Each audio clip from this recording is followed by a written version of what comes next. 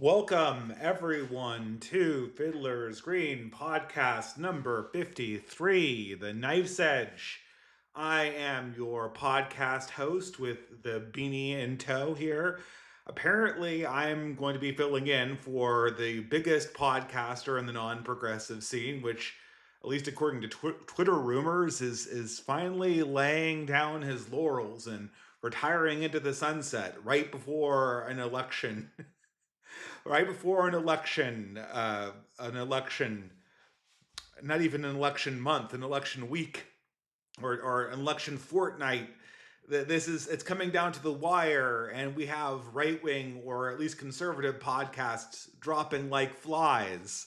So I don't know. This is going to be a weird one. Usually, when I do these podcasts, they're on some kind of actual topic, actual thing that I had prepared an outline for. This time, I'm trying my hands at rank political punditry. I'm just going to talk about the election and the results from the election and what's going to happen if either candidate wins, and kind of a rehash of all of the things that have gone on this year and all the things that we have learned. And we'll just see where this takes us. If it doesn't fill up the entire 3 hour period, we'll do questions and answers. It's going to be great. This is going to be like what ordinary podcasters like Tim Pool do. They don't have highfalutin concepts. They don't do cultural analysis. I'm going to take the news items and we're gonna talk about them. Maybe I'll add some slides in or whatever. But we're gonna see where this takes us. I want to try my hand at the actual conservative punditry game. Also, I'm loving this beanie. This is great. Like, I didn't even have to comb my hair. Like, for all I know, my hair could be just going nuts under this thing. But I kind of am playing the podcast. I look like a hipster, right? I've got my beanie. I've got my water bottle, my podcasting water bottle here. So this is a whole new era of the Fiddler's Green podcast. We're taking the conservative podcast sphere by storm. But no. I mean, I'm kind of joking. I'm kind of not. This is not a podcast that I prepared a lot for beforehand, so it's going to be kind of rambly for sure. I've done these before. Every now and again, I don't actually feel like thinking of a theme. I just want to talk about current events and sort of the vibes in the air. But this is a good point in the road. I had to do a podcast before the election. I'm sure that when the election actually happens, the old Glory Club is going to be doing like an all night podcast or something like that, and I'll probably pop in there to fill up the time or whatever as they count votes. Um, that's my wife in the chat, disturbed by my beanie. Yeah, I didn't actually lose my hair, honey. I don't have the male pattern baldness of Tim Pool. That will not be acquired as part of my transition. But nevertheless, that we're coming up to an election. It doesn't feel like an election year, but this is going to be, this is a significant thing that's happening, right? In 2020 was the last election, and America completely changed that year. That was the climax of the Great Awakening. That was the pinnacle of progressive politics. The crescendo of enthusiasm for progressive radicalism in the early 21st century was 2020. And it culminated in putting Joe Biden in the White House, and then subsequently, 3 years later, effectively removing him from the White House to essentially run Kamala Harris against Donald Trump. Like in 2023, 2024 had a lot of questions, a lot of uncertainties. I think that those uncertainties have more or less been answered at this stage. And we're going to just look at what this election year has kind of given us in terms of what we've learned about America, and we learned about the political dynamics going forward. Uh, it's hard to characterize, right? And I'm not so sure I really want to rehash the events that led up to this point. Obviously, there was I mean, it all happened so quickly, didn't it? I mean, in some sense, people cared a lot less about this election than I remember them caring about the election in 2020, that I remember them caring about the election in 2016. They even seem to talk about it less than the election that happened in 2012, which was, that was kind of an off-year election. That was for a 21st century election. That wasn't that big of a deal. Not as It wasn't as big as 2008, and it didn't seem as big as 2004, which was the first election I ever voted in. So I have to say that this election, certainly in terms of what people talk about in their day-to-day lives, barely heard anything about this. People talked about it on podcasts, but they more or less just went through the typical set of events and disbeliefs and recriminations and exclamations about the various things that have happened. There was absolutely no discourse. This is 2024 is the year the discourse completely died, and a lot of things happened in it. I mean, there was it's an astounding amount of things happened. There was two assassination attempts on President Trump. President Trump got convicted of a felony and had a mugshot. One of the presidential candidates dropped out, and then apropos of zero primary votes or zero actual references to a popular will, Kamala Harris was installed as the Democratic candidate, and then began talking about saving democracy for the next 3 months. This is what elections mean in 2024, and so everyone is. Morgoth talked about this a little bit on his blog, and everyone knows that what's going to happen is going to be a big deal, but no one really believes that. I mean, very few people have an impact that they can make on this. It used to be in America, and the Zoomers will not understand this. Even a lot of the younger millennials will not understand this. It used to be in America that it felt like you were part of a conversation. That's what it felt like. It felt like you were part of a conversation. And that is not what it feels like anymore. It feels like essentially that you are just witnessing sort of a kind of a force of nature unrolling down through the thing logged me out. You're witnessing a force of nature just kind of rolling out in front of you like a natural disaster. And you just have to kind of prepare for what's coming. And I guess is that unusual? I think that's how most people in most of history viewed politics. This whole American idea that a significant event is going to hinge around the various conversations you have with people. That's a very new phenomenon. This is something that, as politics became more serious, it naturally had to become less democratic, or the whole society was going to fall apart. And the nature of this, obviously what happened was, initially, and this is in the before times before I even voted. By the time I started voting in 2004, I cast my first vote for John Kerry, reporting for duty. John Kerry, that's the first person I voted for in my entire life.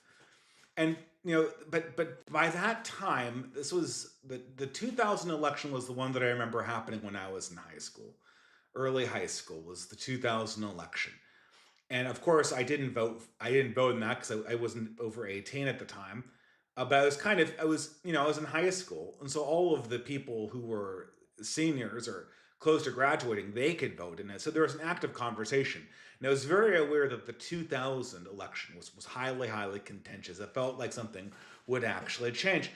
I don't get the sense talking to my parents about elections before 2000 that it felt like these were high stakes endeavors. These were obviously partisan to a certain degree, but they were they were really contests between certain people in a certain ruling class. And the identity of America wasn't on the ballot. It wasn't like you were voting for a different direction culturally for the country to take, that there'd be a transformative remaking of the entire nation, depending on what side of the ballot you were on. And in fact, families frequently had members within them. Friend groups frequently had members within them that were voting against the general consensus of the group. And this is something that people talked about for a little bit, and then they'd go on and talk about the Buffalo Bills or whatever.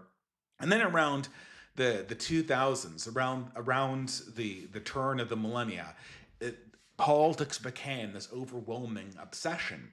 It became. I mean, it already was kind of a religion in the late 20th century, but it became the true religion of the rising millennial professional classes.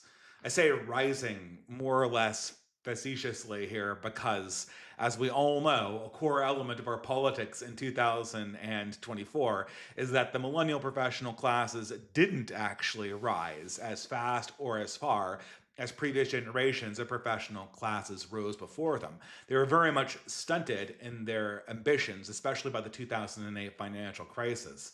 And that created a huge overproduction of elites and a necessity to make politics something that was primary in the minds of America, such that everything could be remade by politics. And this is, I think, part of this is essential. Part of this was the correct understanding that at the end of the 20th century, a certain mode of American life was no longer sustainable. America in the last half of the 20th century coasted in a world where it was really the only large wealthy country. There was obviously the rivalry it had with the Soviet Union. There was the Cold War, but as many have pointed out, not the least which is Noam Chomsky, this was never really a real competition. It was a military competition. If there had been a confrontation among jet fighters and aircraft carriers and nuclear weapons, there is a competition there. But it was never really an economic competition. It was something that America very much was the only place where people were wealthy and professional. That's where the future was minted. America had a monopoly on future creation from the end of World War II to essentially the beginning of the 2000s. And then it kind of slowly started to lose that. And so it was very clear that the America of the late 20th century, that the boomer generation in particular had organized their lives around, this was fundamentally unsustainable and needed to change. And since then, everyone's been very, very aware that change was needed, and the avenue of change had to be in American politics, which led to all of this craziness that's occurred in the millennial generation since then, until we get to the point where we have Kamala Harris and Trump fighting it out to see who will be the next president in the United States. The stakes have never been higher in terms of what it's going to mean for the country, in terms of the direction it goes in. That's beyond question. The stakes only ever accelerate in this game, at least in the 21st century, from what we've seen. But at the same time, there's absolutely nothing to talk about. This is more or less just a hurricane we're watching roll in, and the hurricane's winds are going to blow in one direction or they're going to blow in another. But I don't know who can actually ride the tiger, who can actually steer the elephant. In this case, almost nobody can. This is something that's sort of beyond our control. And I guess let's talk about the logistics of this first. Who's winning? Who's winning the election? We're horse race politics. I am a stats guy, and so I subscribe to Nate Silver's blog.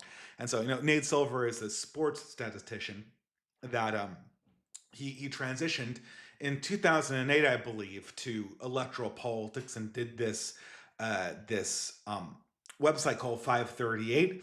And since then, he's been all about making the most accurate prediction about the election. So this is a stupid. I wish I had thought of this grift beforehand, because any statistician knows that making predictions about a 50-50 chance, so like the Bayesian probability of either side winning, it's close to a zero informational state. In most cases, it's just as likely to go one way as it is to the other. So it's a 50-50 chance. The entropy of the probabilities is maximized. We have as little information as we possibly could have about a binary choice. It's close to 50-50. In addition to that, you have very, very little reliable information, because this is all sociological data. And furthermore, the number of presidential elections that actually occur, you can count on one hand. How many presidential elections have you experienced in your life that you could vote on, that you were conscious of as an adult? We'll throw in 2000 for a good measure for me. And there's 2004, 2008, 2012, 2016, 2020, and then 2024. So that's 7 of them in my entire lifetime. And I'm not a spring chicken. So a statistician doing horse races over an election, he might as well just be doing a horse race on actual horses. That there would be more of a statistical question on that. It's more or less a crapshoot. That being said, who's winning? In 1996, it was very obvious who was winning the election. It was Bill Clinton. I think in 2008, once more, it was very, very obvious that Obama was winning. And in 2004, it was a little obvious that Bush was winning. But I was still very, very shocked. I was this progressive dude who's very shocked that in 2004 the the good man John Kerry was robbed of the presidency by literal Hitler George W. Bush. He was my own literal Hitler in my college youth. But anyway, that being said, is there a vibe in so comparing the candidates, if this election, if 2024 worked like ordinary elections work, if they worked like ordinary elections worked in the previous 100 years, Donald Trump would almost certainly be winning right now. Donald Trump has the momentum. Kamala Harris is I wouldn't say she's a uniquely bad candidate, because at this stage, the Democrat Party has run at least two candidates who have this very, very unique set of problems. And this unique set of problems is that they're shrill, dim women who have really no principles and who are transparently power hungry and who simultaneously have very, very bad optics and a very, very poor ability to to to convince people that they're good leaders. This is not a property of women, although I think that the flaws of women in power are kind of visible in a woman like Kamala Harris. Not all women are like this. You have your Tulsi Gabbards out there. You even have a variety of other female politicians that aren't like this. But that this is the kind of female politician that the Democrat Party trains up to be its next leaders in its coalition. Because to be a leader in the Democratic Party or the Democrat Party, you have to proceed through this very, very specific avenue of accumulating power for yourself. And because of this, you always have this same kind of woman who rises to the top. They've jumped through a certain number of hoops.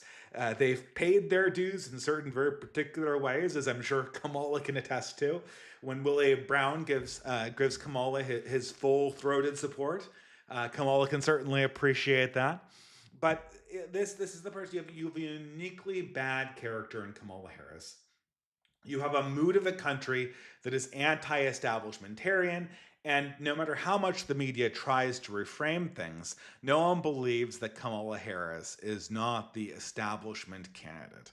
This is another thing. The media has weakened to an extent so that they can no longer control the framing of these competitions. This is one property that's made politics much more significant, is that media really had a hand in determining who could be considered possible as a candidate before around 2008. I mean, 2008, they still believe they have this power. But with Donald Trump symbolizes that the media has no power to hard veto anyone from consideration on the political stage. Now, this means that in order to maintain its power, the government has to pull out the stops and actually exert a little bit more of its hard power, which is something that you see in Trump's indictment and the variety of other shenanigans that have gone on. I'm not going to speculate as to what those avenues they've taken are, or to insinuate anything having to do with Trump's assassinations. But Trump is obviously the anti-establishment choice. The mood of the country is anti-establishment. The coalition of the Democratic Party is incredibly unenthusiastic about this election, and it's kind of falling apart on the fringes. Kamala Harris is a uniquely unlikable person. She does not have command over the core demographics of the coalition that she's running, and moreover, she was never voted for. Her media appearances are terrible. She has a terrible ability to actually strike people charismatically, and she's had essentially flub after flub after flub after flub on the campaign trail.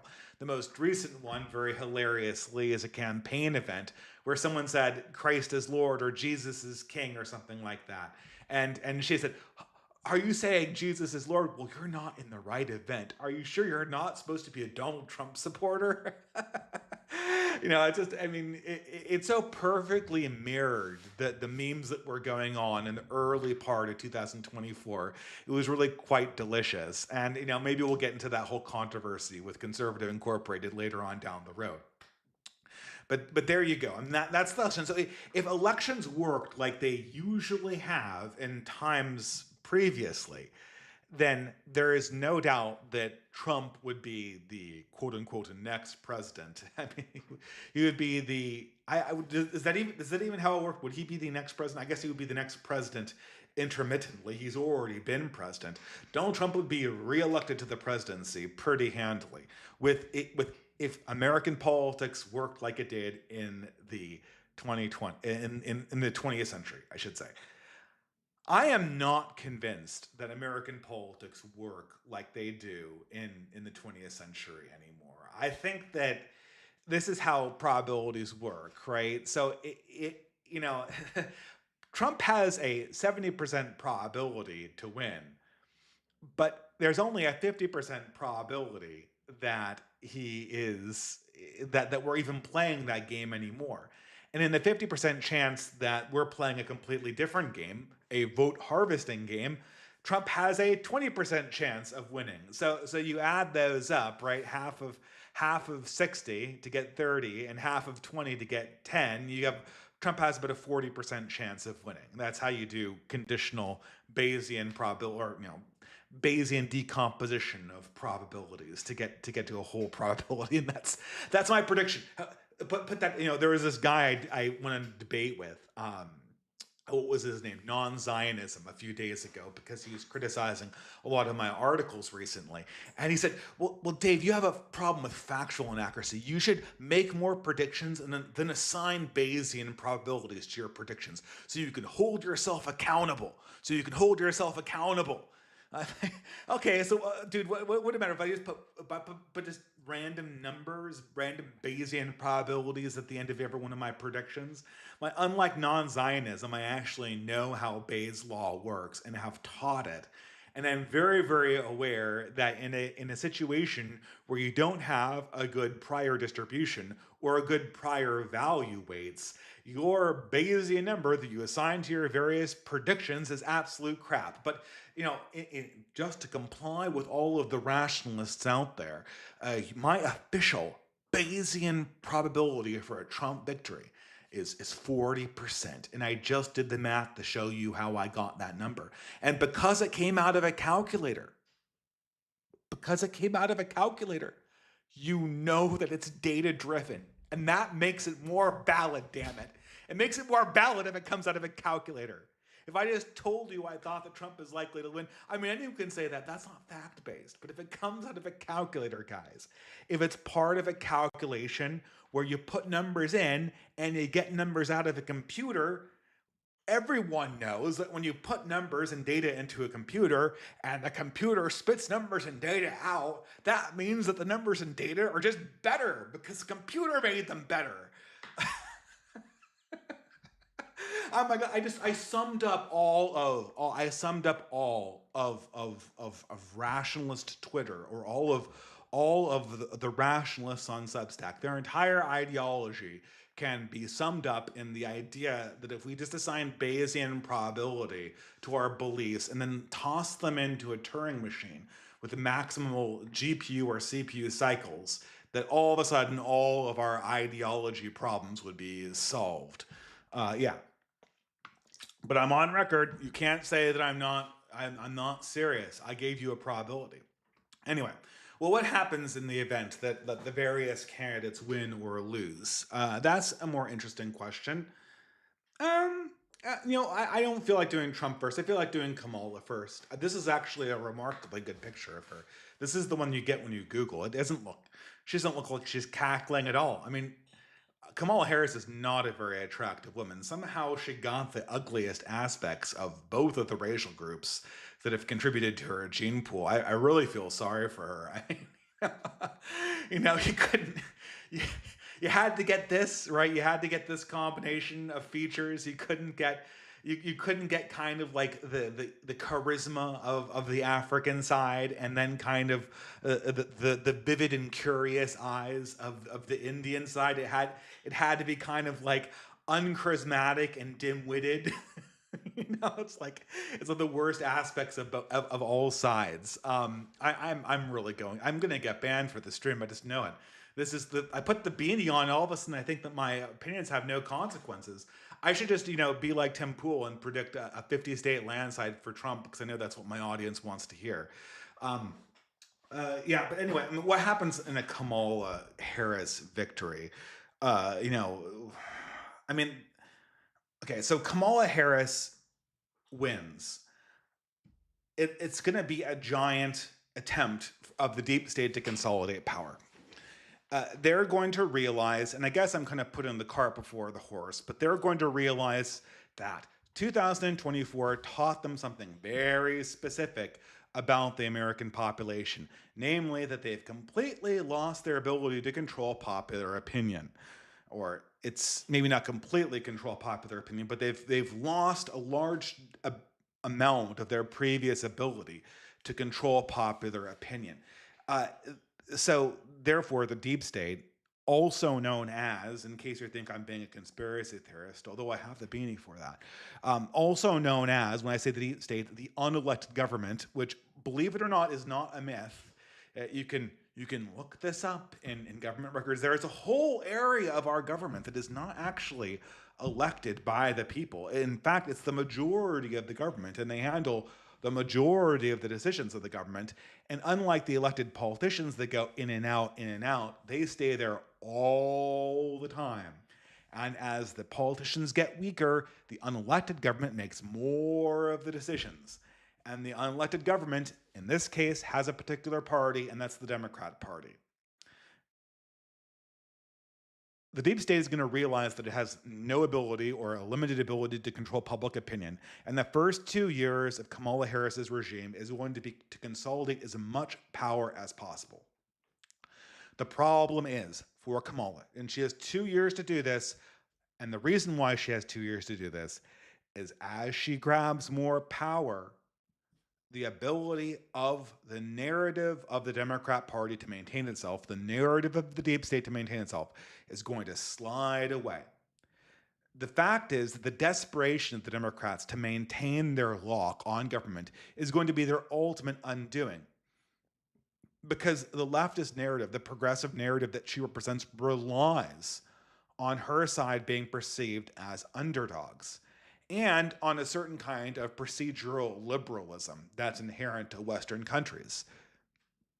These things, in order to do the power grab that will come after a Kamala victory, a lot of these regulations and norms will have to be suspended. And as they get suspended, the narrative of the state will degrade the Democrat Party's ability to tell convincing stories about themselves, meaning that the next time that they have to risk public election, their ability to sell themselves as legitimate going forward, either to the world or to the electorate, is going to be radically diminished. Kamala Harris is the beginning of the end of the 20th century version of American democracy. She is the accelerationist choice because something like the process that will occur at the beginning of a Kamala Harris administration will eventually happen. The deep state is going to take all the power it possibly can take without a physical pushback, and it will, in that process, completely destroy whatever remaining legitimacy it has as being an extension of limited or controlled government by a popular force. I imagine that win or lose, Kamala Harris's margins are going to be much less convincing than Joe Biden's. And unlike the Trump exit in 2021, I don't think they're going to have the theatrics of a January 6th to kind of patch the narrative up. One of the reasons that January 6th was pushed so hard the last time around is that, well, very, very convincingly, or one of the reasons why it was pushed so hard, it was that it was very obvious that Joe Biden didn't have any organic popular support.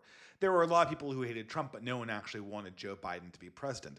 They didn't want to have the cameras focus on Joe Biden's first 100 days in office, the way the cameras focused on Barack Obama, the way the cameras focused on John F. Kennedy. That can't happen.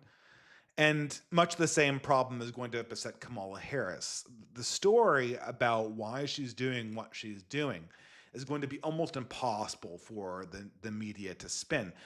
I think that the move they're going to play, and we'll talk about this more later, is they're going to try to make sure that the American electorate is radically depoliticized, that they're not focusing on politics or not focusing on domestic politics for the first year of a Kamala administration.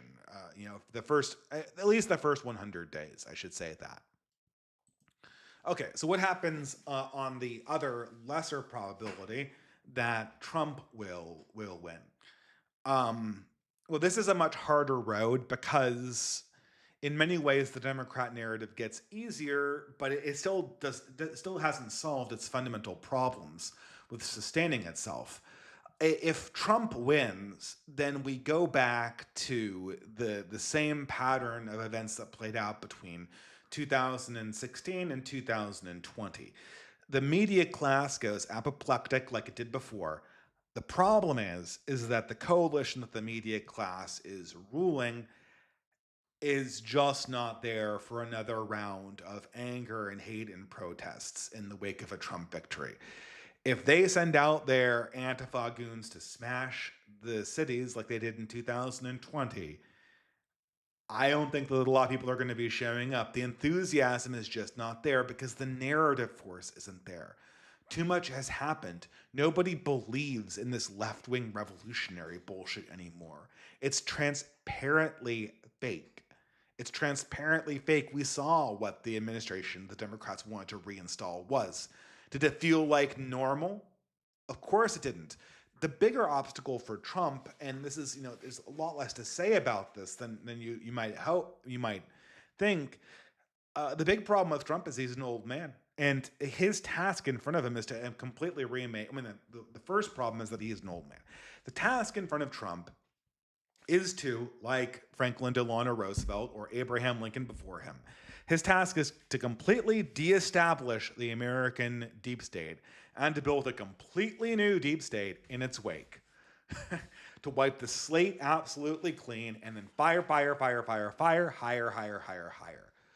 Wipe everyone out in the government that you do not want there, that is not a complete Trump loyalist, and replace them with people who are loyal to your point of view and loyal to your values.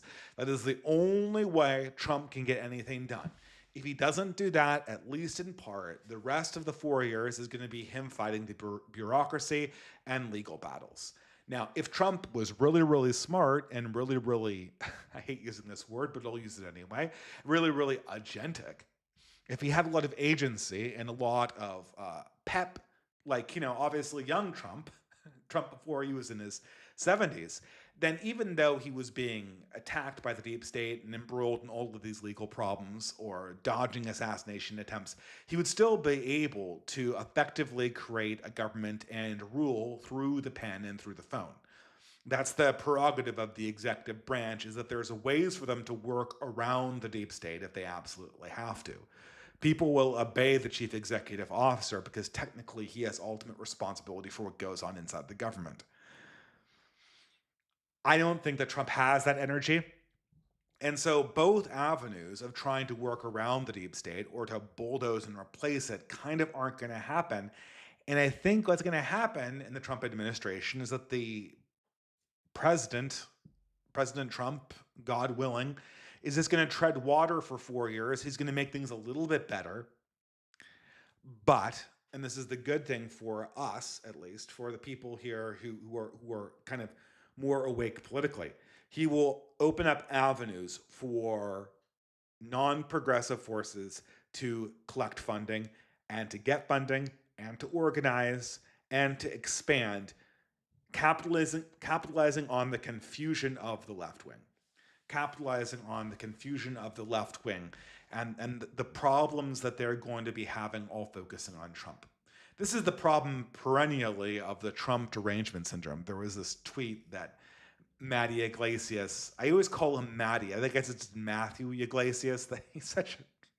I mean, he makes Tim Waltz. Tim Waltz looks like Neelix from Star Trek Voyager. Matt Iglesias looks like some rounder version of Homer Simpson. It's like if you took Homer Simpson, mixed him with Drew Carey, and then the Michelin Tire Man, and then made that, then fed that result into Chat GPT or Dreamweaver or whatever you call the image generator AIs that are popular these days. The result you would get would be like this Matthew is like this pudgy, bold, like gremlin dude who can just churn out various tracks on politics. But he had this horrible, and it's always like this Richard Hanania style thing where you feel like he must be trolling me personally if he's saying this. Matt Iglesias is on there, and he says, conservatives, you can just go back to having things be pre-Trump. You can just go back to being conservatives like you were before, and America would be a lot better for it, and your lives would be a lot better for it too. And this is, again, this is, there was another Substack post that came out, and it was, I don't even remember who wrote the original Substack post, but another blogger on the site that I read and am very fond of, called Person Online, did a response to this Substack. And the Substack's title was, I don't care about policy. And their case was, Trump is a fundamental threat to the status quo, which he is. That his only avenue of executing power is to essentially abolish and remake the entire federal bureaucracy, or to play a giant game of chicken with them where he rules the government while that bureaucracy is trying to get rid of him, or to make him a lame duck president on day one. Yeah, Trump is threatening to the status quo. Okay, so, granted, but this guy's case was, Trump is threatening to the status quo. He's going to unsettle the politics of the late 20th century. And weren't things good in the 20th century? Weren't things good for you? And I think he specifically addressed this to white men. Like, white men, weren't things good for you in the late 20th century? That's the high point of white male comfort, wasn't it? So the status quo being good for you, you should want to vote to preserve the status quo. This is, it's first of all, I appreciated that article, I Don't Care About Policy, because it was honest in a way that a lot of these Trump derangement syndrome blogs just aren't.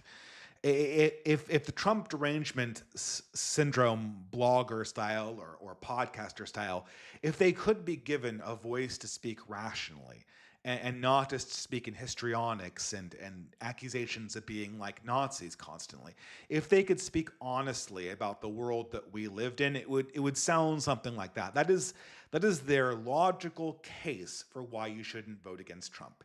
It's the Matt Iglesias case against Trump. Why don't you just go back to being Mitt Romney conservatives, and then we can have the status quo persist.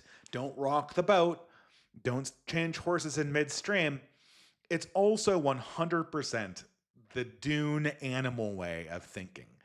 It's so insulting because the idea is that as a voter, the thing I'm voting for is who can give me like the most stuff, who can give me the most like feel goods in this 4-year period. Like I am voting as a rat to get the most dopamine hits between 2024 and 2028.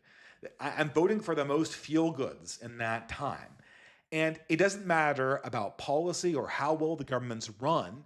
I'm just voting for my own personal pleasure. So, and because the status quo is good for me, or at least better than it might be if I took a chance on chaos, therefore I have to vote for the status quo. It's simple, right? How could it be more simple than that? That's not how any responsible person thinks about politics. It's not even, we went over the difference between masculine solar politics and feminine lunar politics or was it 2 weeks ago on the last podcast. But this is the politics, this is sort of like that Gom Jabbar scene in Dune. This is the difference between the human politics and the animal politics. this is what's the matter with Kansas. The problem with politics is not how you get the most dopamine hits in the next 4 years. It's what direction the country is going in. It's the direction the country is traveling in. And it is impossible to notice as a legacy American. And I don't mean a legacy American like you're a wasp or your ancestors come from the Mayflower or you're a daughter of the American Revolution. I'm talking about legacy Americans in like you were actually born in this country as opposed to recently having immigrated. It is impossible not to notice that the direction of this country is it's good in the status quo, but I can noticeably see a decline in my quality of life. I can noticeably perceive a decline in my political power. Like obviously the decline in quality of life became very apparent over the Harris and Biden administration when inflation was out of control and groceries cost 4 or 5 times as much as they did in the beginning. For people with kids, it's an enormous decrease in the quality of your life. It's an impossible not to notice that reality if you live as a person in the West. And you're not coming from immediately from India or China, where you're just so shocked by the reality of living in a non-second world country that you don't notice your groceries and your cost of living has completely gone out of control. You can't buy houses anymore. That was slowed down by Trump's decisions, but the trend has continued at pace that housing is unaffordable, relationships are unaffordable, food is unaffordable, all the measurements of quality of life are going down. So although we're not in North Korea, and I can imagine a lot worse places to be than in America in 2024, certainly by historical standards, the direction is unmistakable.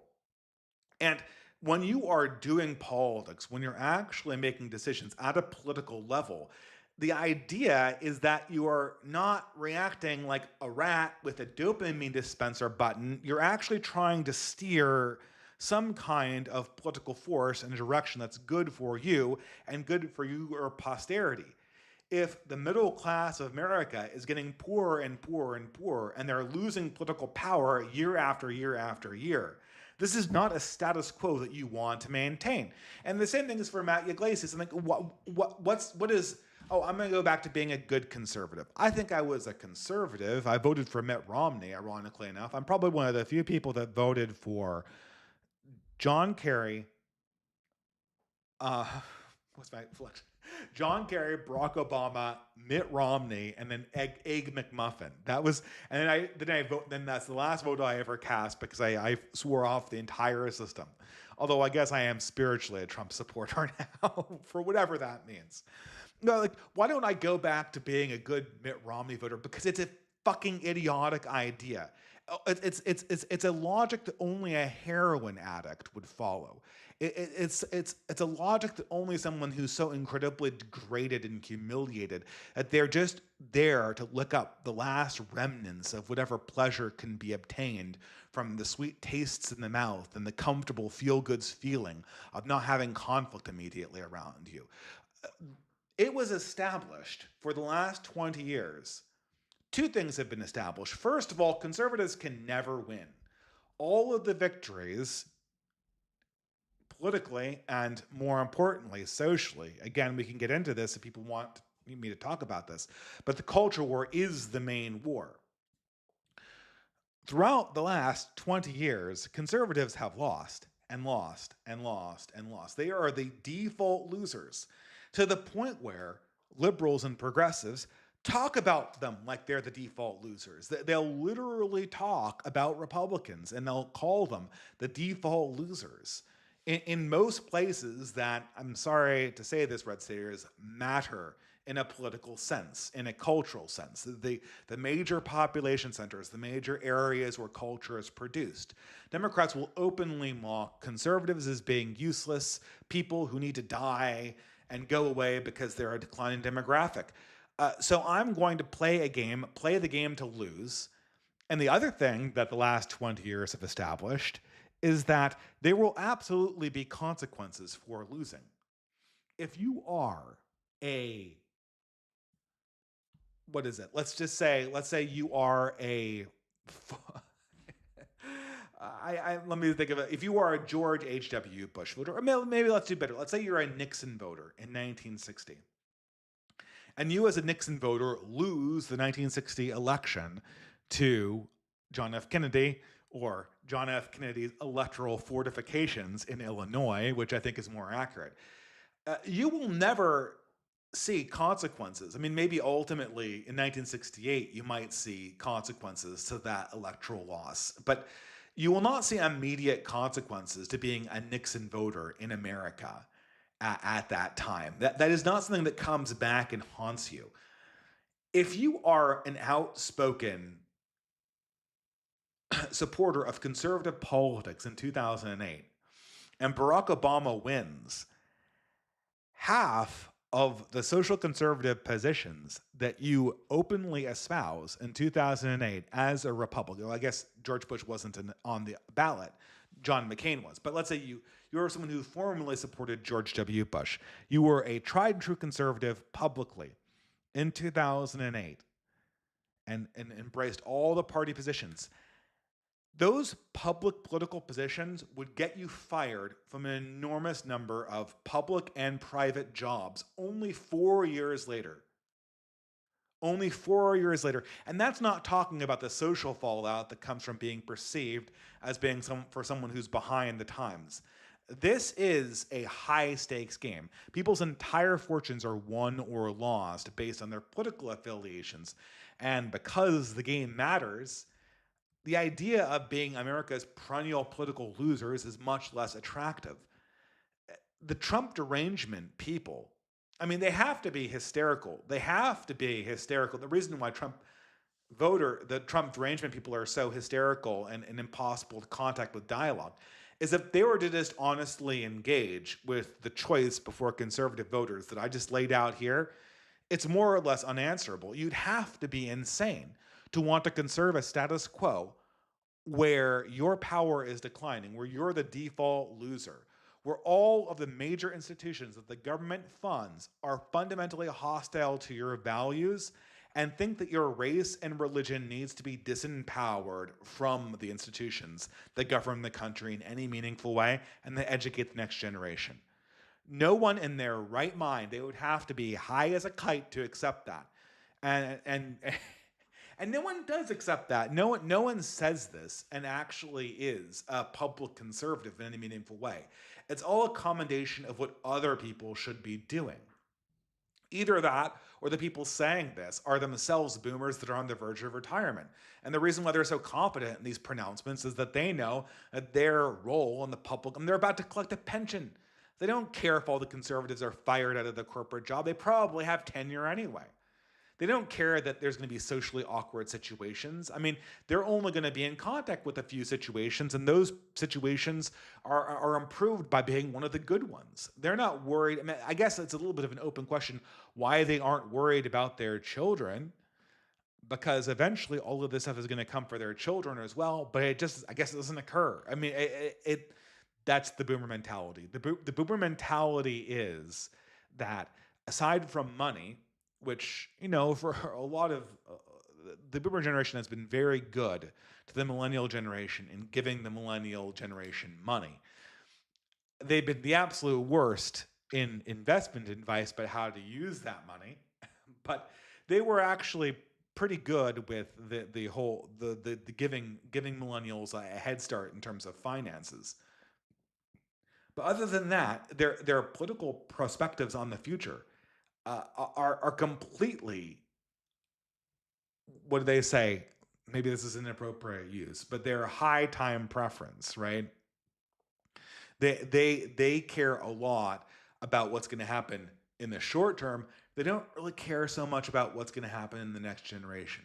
They don't really care about how the next generation is going to find a spouse or settle down and have a family or even have a job or not get fired for having their political opinions in the workplace.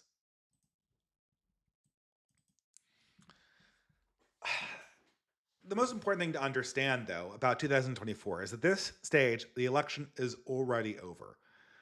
The big things that we wanted to learn about in 2024 are over. And the reason why I say this is sort of the fundamental idea of of this is the reason why we hold elections.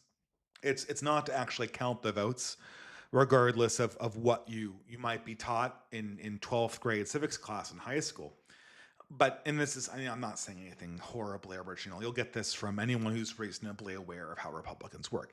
The point of an election for the ruling class is you get to have everyone who's on side A line up over here, and everyone who's on side B line up over here, and then you get to see, what does side A look like a ruling coalition, and can we come together in support of a government without actually shedding blood? Now, there's two ways that elections can work. The first way that elections can work is that the elections are kind of fake elections. They're low stakes. The government is already more or less established.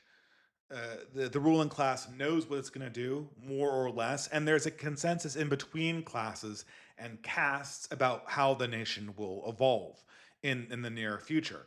In which case, does it really matter who wins or who's on whose side? At the end of the day, it's going to be like the election of Eisenhower. The country is going to come together and embrace the guy, regardless of the fact that he's a Republican. Is anyone going to die for Adlai Stevenson or whatever? Probably not, right? This is not going to happen. This is not a serious contest. This is more or less a procedural nicety where we debate issues in public and kind of give the government suggestions on what would be better to do. That's the first thing. But if the election is high stakes, meaning that the government is feeling like it does not have a stable ruling coalition, there's an active question about what could happen in the future. The dynamics of the head count, of the coalition count, mean a lot. So when the Democrats walked away with the 2020 election, God knows how, when the Democrats took the 2020 election, they felt fairly confident that the Americans that were standing behind Biden looked like a ruling class. These are the people who are the adults that are going to rule over America. And they have a vision for America. And people believe, there's enough believers in this vision of America. And we know that 40% of the country vehemently disagrees with us. We know that we're going to be punishing them. We know that they have to have their wrong ideas corrected. But the part of the country that is for us, it feels solid. It feels like a ruling class. It feels energized. That also helps too. If your ruling class is energized and has some balls to it, to the point where they're burning down American cities, it also kind of feels more like a ruling class. It feels like, well, maybe the 40% of the country that we're disenfranchising, they're just a bunch of sheep. They're the people who have natural slave mentalities, and we can more or less just disregard what they have to say about the world, and we can rule without them. This whatever. You don't need very much percentage of the country to rule. And for a majority of human history, the ruling class was incredibly small, and it ruled. And even ruling coalitions that usually the consent of the government is important even in monarchies. There is always like a sizable minority that is outright disenchanted. This was a common feature of old ancient governments, and you can swing that as long as that minority is very placid and knows that they're subdued. Regimes become incredibly unstable when it looks like the coalition that just won the election is kind of teetering on its foundations. The coalition that Kamala Harris has is not too enthusiastic. It's not in control of the situation. It looks weak. It's embarrassing to be part of this coalition. I don't really want to stand behind Kamala Harris. This does not feel like a side that is ruling America well. There's a need for something different. And then, looking at the other side, there's a lot of energy, there's a lot of anger. I guess there's always anger among the rabble, but most importantly, There might be a few leaders here. There might be an alternative ruling class, an alternative elite that could come in and replace you. That's a situation that the 2024 election is going to teach us, and that has already happened. Regardless of whether Kamala wins or Kamala loses, the most important thing for Kamala Harris to understand is that her coalition is weak and unstable and embarrassing. It is not a coalition that feels like it is forever. It's a coalition that is waiting to be replaced by something else. Maybe it's waiting to be replaced by a new progressive coalition, largely comprised of new immigrants.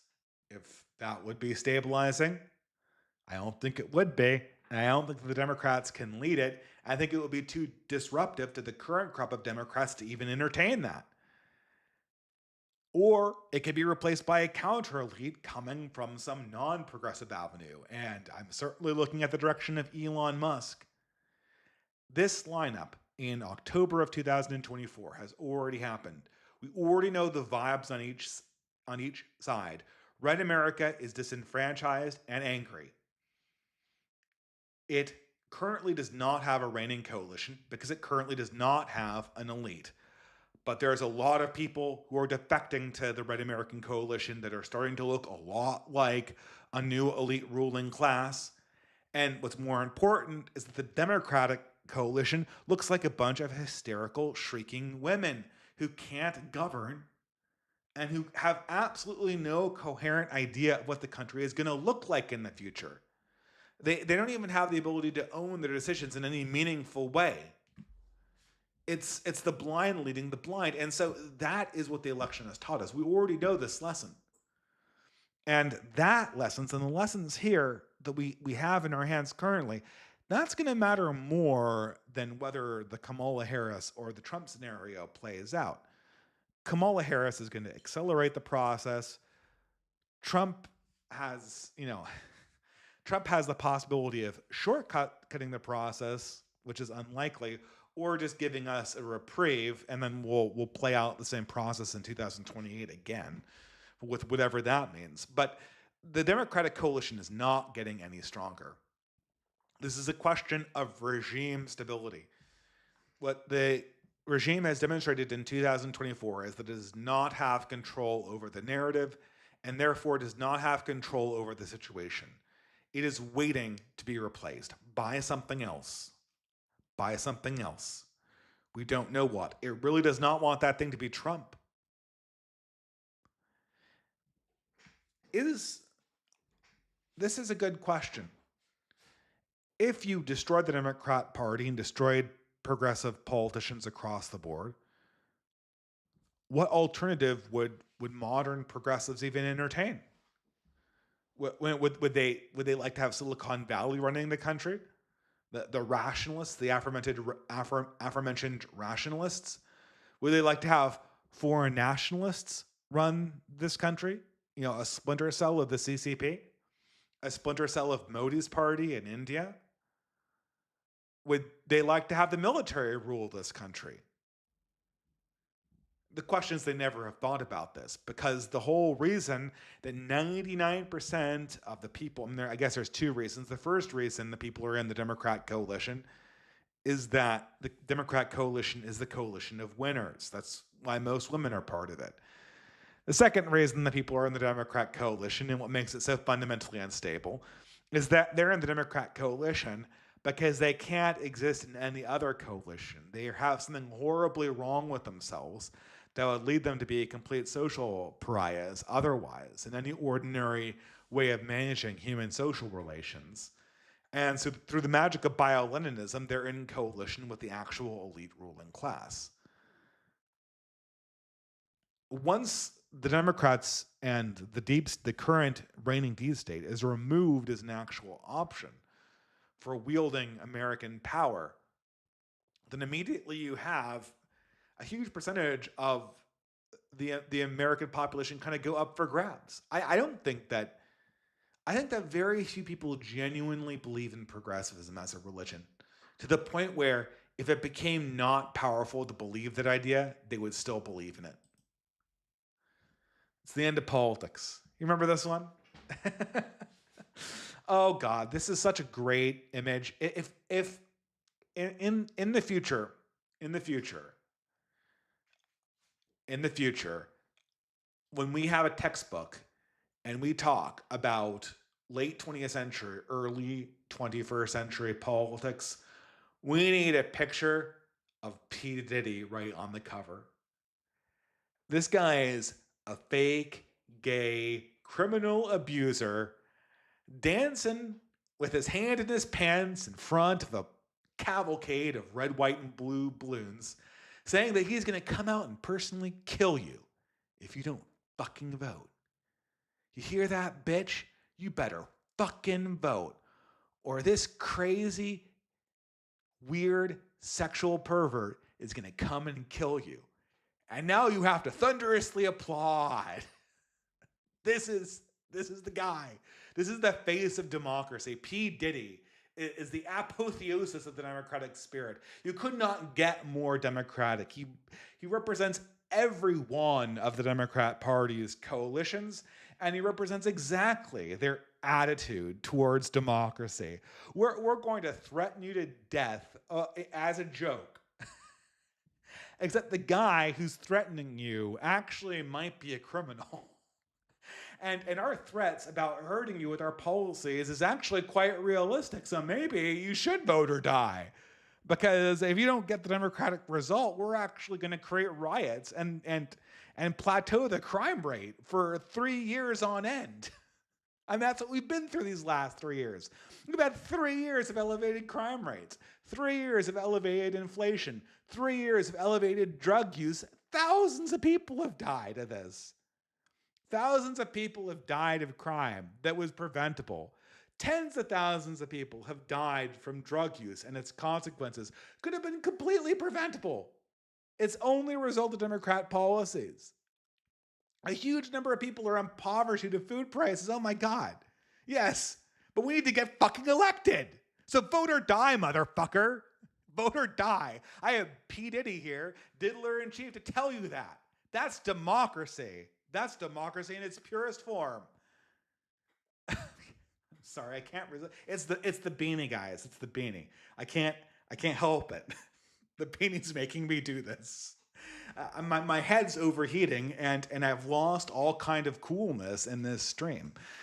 This is absolutely this is why I don't talk about horse race politics like this. This is nuts. After this election, what am I supposed to do with politics anymore? What am I supposed to do with politics as a lived political reality? I'm supposed to pretend that there's no conversation that's going on. I don't talk to people who vote for Kamala Harris. I know a lot of people who vote for Kamala Harris. My entire hometown's probably voting for Kamala Harris with a few weird exceptions. Most of my family votes for Kamala Harris, again with a few weird exceptions on my side of the family.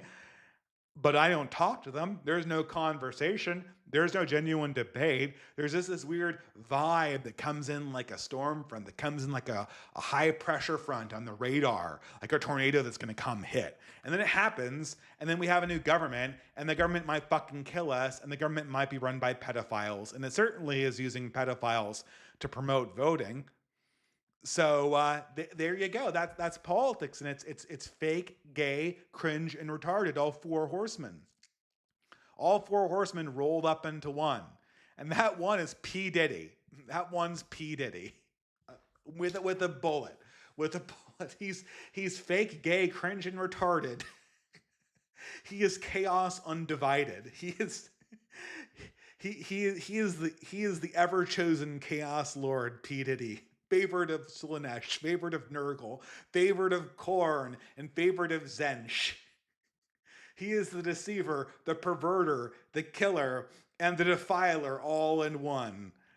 This is democracy for you, gentlemen, in 2024. Welcome to America. I think that Childish Gambino needs to redo that in an even more ironic way than he made that video in 2016. Maybe you can have P. Diddy come on. It would be absolutely delectable. what does this ultimately mean? I mean, we are. I mean, the end of politics. It just means that all of these institutions are going to fall away. And are they going to fall away? I mean, they're still getting money pumped into them. I mean, they're still getting money pumped into them every day. Uh, but no one can believe in this shit anymore. I just got off Twitter, and on Twitter, I'm having kind of a flame war with these guys from the Babylon Bee back and forth for like 3 days now. And the Babylon Bee is the picture of the conservative worldview of of. I mean, they're Trump supporters, but it essentially is the pre-Trump worldview. They are hoping they're hoping that Trump is going to be the pathway back to the boomer truth regime in some meaningful way, shape, or form. This is absolutely nuts. You talk to these people for 20 minutes and they have no ability to answer questions. Case in point, about 6 months ago, during I don't know was Easter. Easter was April, so that was 6 months ago. Yeah, it's about 6 months ago is Easter. Holy Week of all weeks. The conservative incorporated guys were going around telling Christians that we shouldn't say Christ is king on Easter because, get this, Nick Fuentes had said Christ is king. And Nick Fuentes is a Nazi. So Christians, if a Nazi says, I mean, come on, guys. I know you guys love this Jesus thing. But if a Nazi loves Jesus too, maybe you should stop loving Jesus. Maybe you should completely rewrite your prayers so that you can avoid repeating things that Nick Fuentes. I mean, what kind of brain dead pablum is this? It completely mirrors what, this is. And, they got into a fight with Aaron McIntyre. They got into a fight with Aaron McIntyre over this in Easter, obviously, because it was insane. Then we get over to October of 2024, and guess what? Kamala Harris says the exact same thing. Someone says Christ is Lord or Jesus is King or some combination of those two sentiments mean the exact same thing. So it's not really a big distinction. And they'll say, oh no, you can't say that. That's not a good word to say. Well, why? And then, of course, the Babylon Bee people, they're doing the indignant conservative Christian thing. Kamala Harris hates Christians because she says you can't say Christ is king. Look, at her campaign rallies, she said that a person who said Jesus is Lord should leave and go to the other rally. This is evidence of anti-Christian bias. And then every fucking person, every God, I almost took the Lord's name in vain. Actually, fuck is a great way to not take the Lord's name in vain. Every person who is on the opposite end of that debate in Easter comes around and goes, hey, dude, remember the fact that you said the exact same thing? Oh, it was different then. It was different than the Nazis were saying it in Easter time. That's what we were, the Nazis. And then Aaron says, dude, if Kamala Harris were here and you asked her why she said that the person who said Jesus is Lord is a wrong statement to say at her rallies, what do you think she would say? Oh, I don't know. I don't know. That's a Nazi dog whistle. It's a Nazi dog whistle. That's what she'd say, right? She's the Nazi dog whistle. She said the exact same thing the Babylon Bee guys were saying 6 months ago. The Nazis said it, therefore we can't say it anymore because the Nazis got their Nazi cooties on it. All of this is completely atheological, as any believing Christian will know. The devil knows Scripture. The devil speaks Scripture. As a matter of fact, the devil preaches Scripture to Jesus when he's fasting in the desert. The devil knows Scripture. So because the devil speaks Scripture does not invalidate Scripture. And the fact that the devil could say Christ is Lord does not mean that we have to stop saying Christ is Lord. And I don't know, guys from the Babylon Bee, But if that's true for the devil, as is clearly stated in Christian theology and in the words of Christ himself, if it's true for the devil that the devil cannot veto certain expressions, I'm pretty damn sure it's true for Nick Fuentes, because I'm pretty sure that Nick Fuentes is less bad than the Prince of Darkness himself. And I'm not a Nick Fuentes fan. I'm just somebody who's sane. And the reason why you believe this, the reason why you're saying this, is you have your ass so far up the rectum, or you have your head so far into the rectum of the boomer truth regime that you think that your fundamental sacred text is the stories about World War II that you got from Indiana Jones. And Christianity is just a flavor of a way of being anti-Nazi. The real problem is the Nazis. The question of God's secondary. The question of your feelings about God are less important than your feelings about Adolf Hitler. Your questions about Jesus and your questions about salvation and your alignment to the sacraments is less important than your ability to show the world that you're not racist. These people don't like progressives. They don't want to be progressive. They're genuine in their conservative belief, but they've completely swallowed this pill. No one's blameless anymore. I mean, it's one thing to say like, oh yeah, in 2016 we all saw that this was not an appropriate way to deal with politics. And in 2016, a large number of people saw this, and a large number of people saw it before us. This realization is now completely mainstream. Nobody is, it's not like there's a cohort, maybe there's a cohort of really autistic boomer men that are supporting Joel from the Babylon Bee and these guys. Maybe there's that. There's a certain category of autistic Southern California conservative Christians. And then there's a few hicklibs that are circling around this thing. But nobody who's not in their circles is buying this at all. And every time these centrist perspectives come into anything approaching dialogue with me or Aaron, they 100% of the time get wrecked because they have no way of answering fundamental problems. And all they're here to do is collect the boomer bucks, and they have no larger vision for the future. They have no way of actually saying what the future would be. I mean, certainly, if you are a person who's taking seriously that progressive politics are not going to be a thing in the 21st century, you have to come to terms with the fact that politics is collective. It's done as a parlay between various peoples. And the biggest issue with white Americans is that they cannot express their own ethnic interests or solidarity as a group.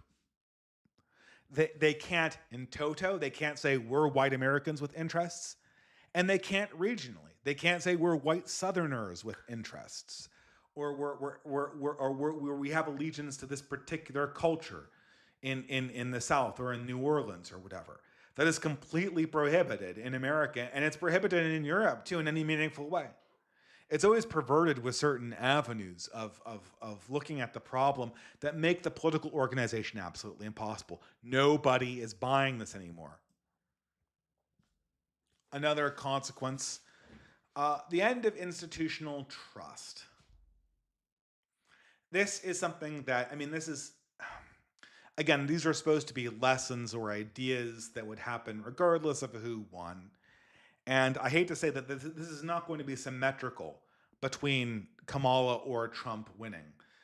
The institutional trust will decline a lot faster with Kamala Harris in charge than it will with Trump.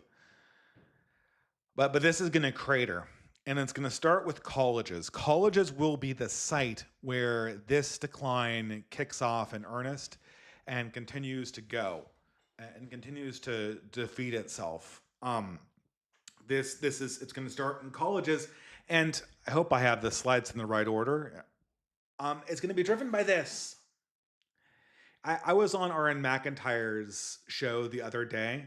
It was recorded. I wasn't live, so you're going to have to ask all your entropy or super chat questions here rather than somewhere else. But I was on the Aaron McIntyre show. I accidentally opened up a tab with something. So sorry about that. I was on the Aaron McIntyre show and we were talking about Kamala Harris's problem with men.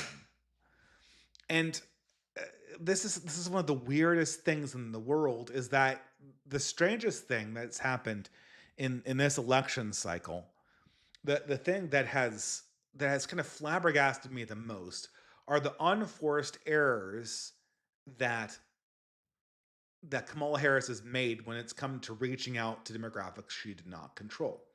And we reviewed this video of there was one of them in particular where it was like the series of paid actors talking about how they were manly and they were going to vote for Kamala Harris, but the whole thing was patronizing towards men.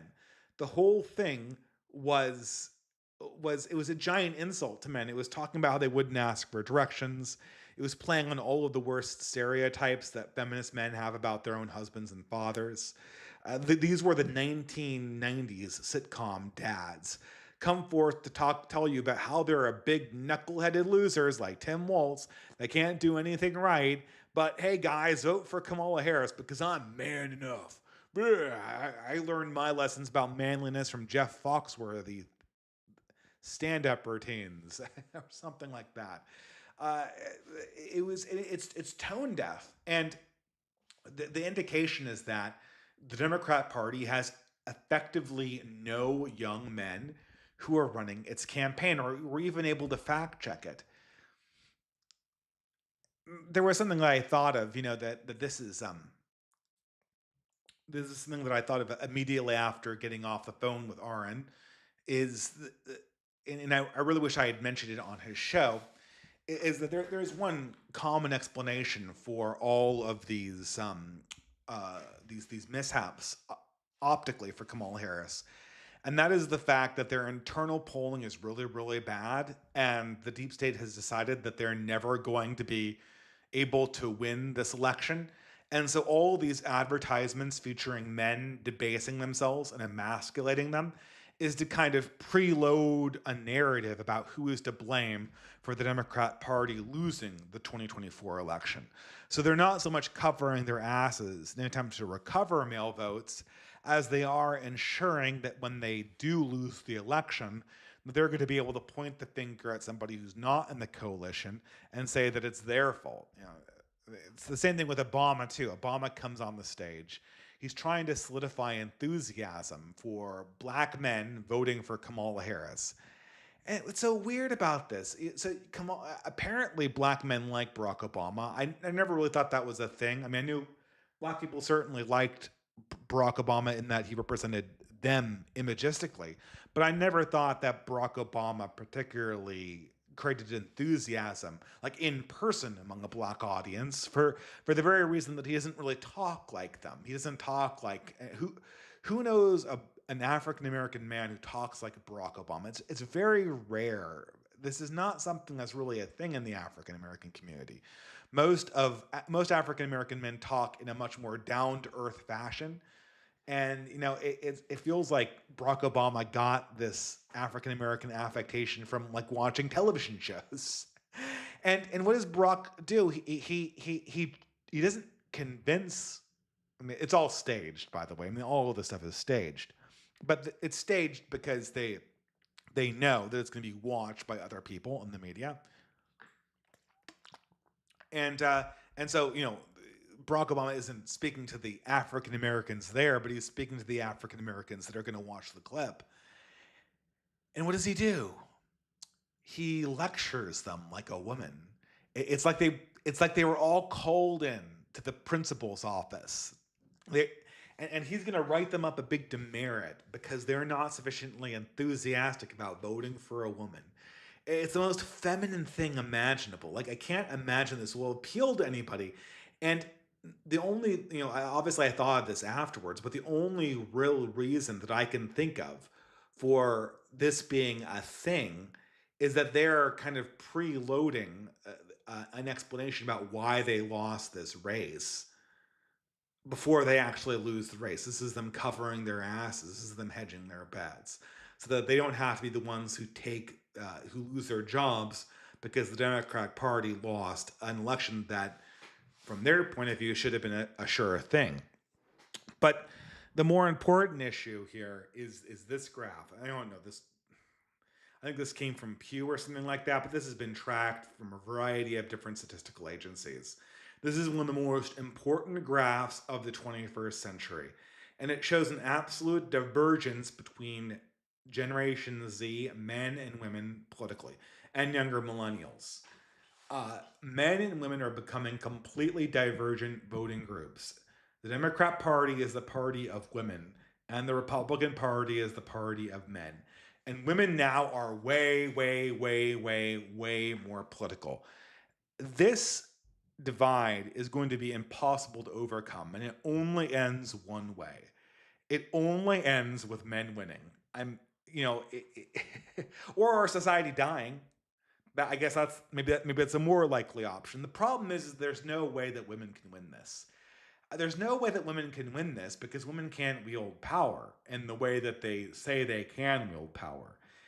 If men, if men were to follow them and to get down on their hands and knees and to become carbon copies of Tim Walz, like they all want us to be, there would be a new set of insane cottage cheese brained ideas that came out of the female sector about how we wanted to, create a new identity group. We wanted to invite all of Africa to come over to America so that they could have free healthcare and free gender transitions. That's what the new demands would be, because what you're seeing here with Gen Z women and younger millennial women moving towards a progressive direction is that it has become for them a kind of religion that gives them an identity.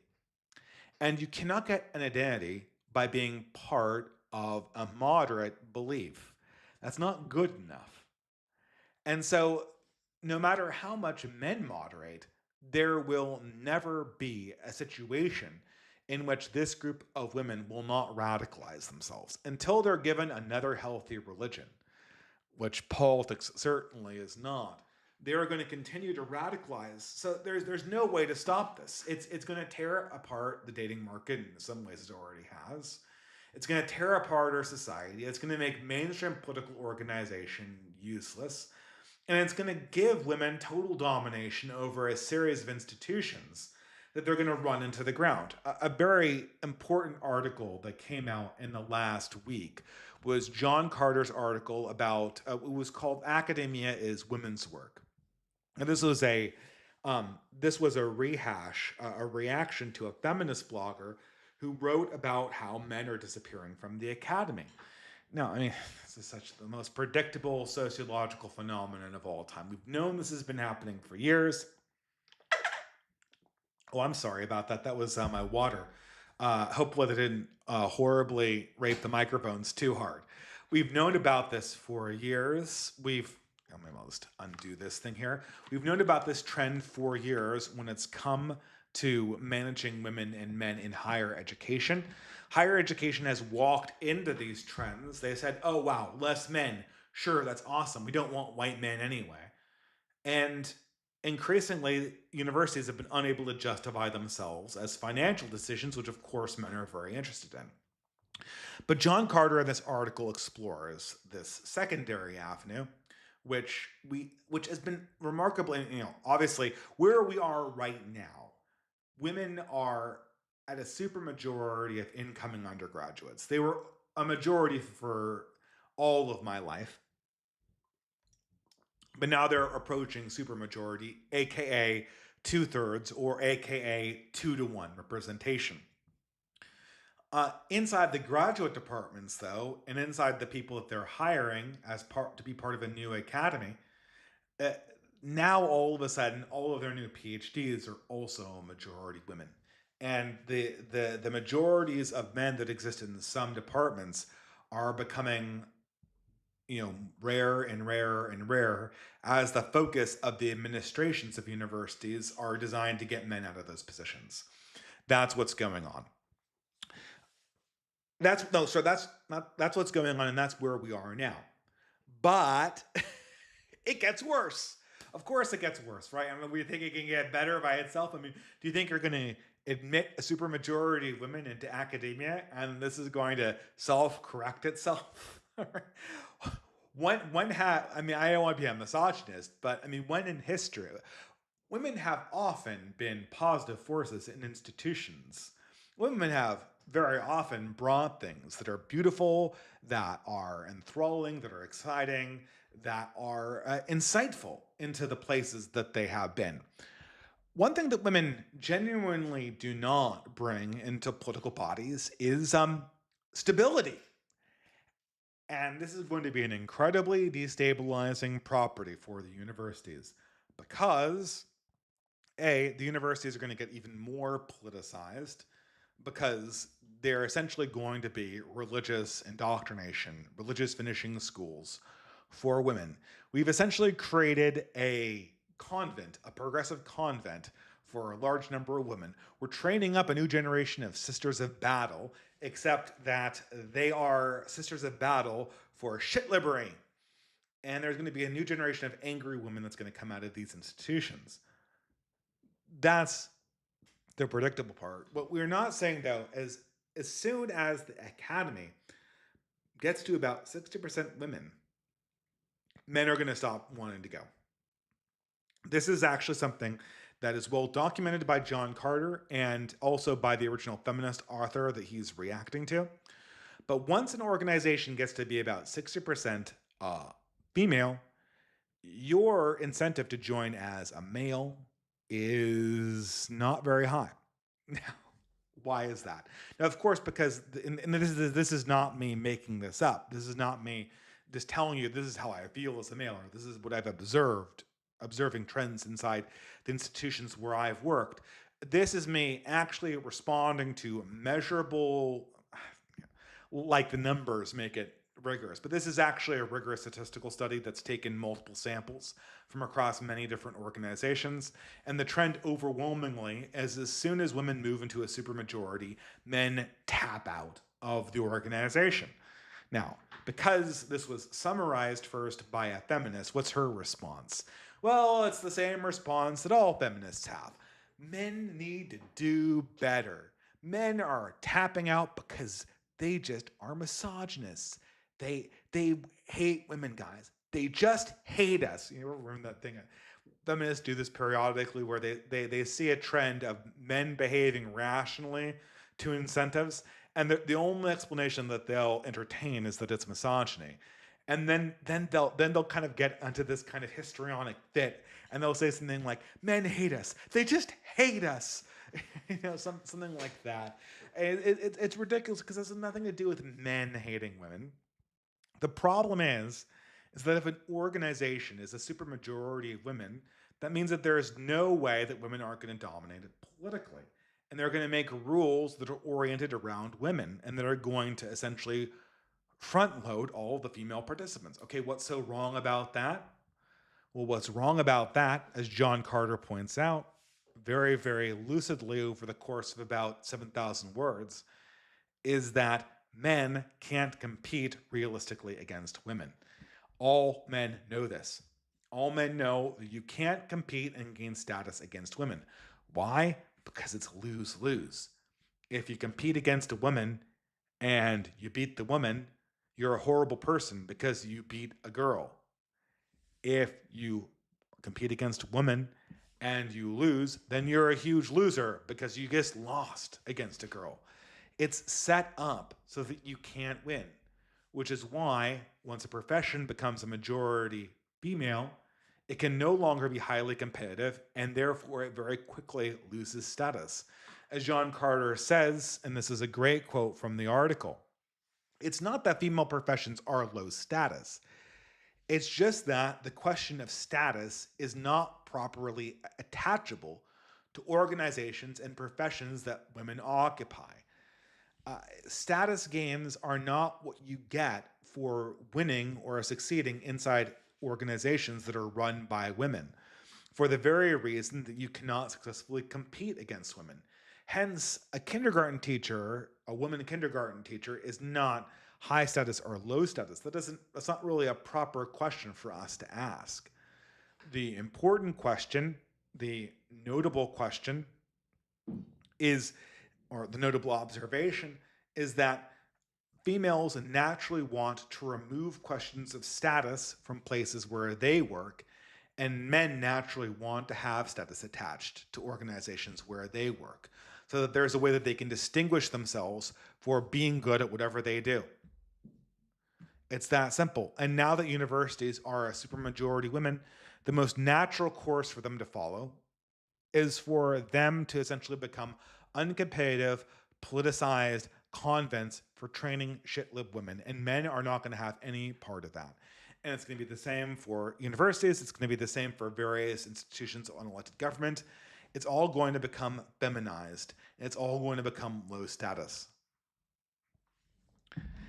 This is something that also is going to happen, completely unrelated to the gender wars. The internet's going to slowly start to die. A lot of this is going to be due to AI, and have you ever gone to Facebook recently?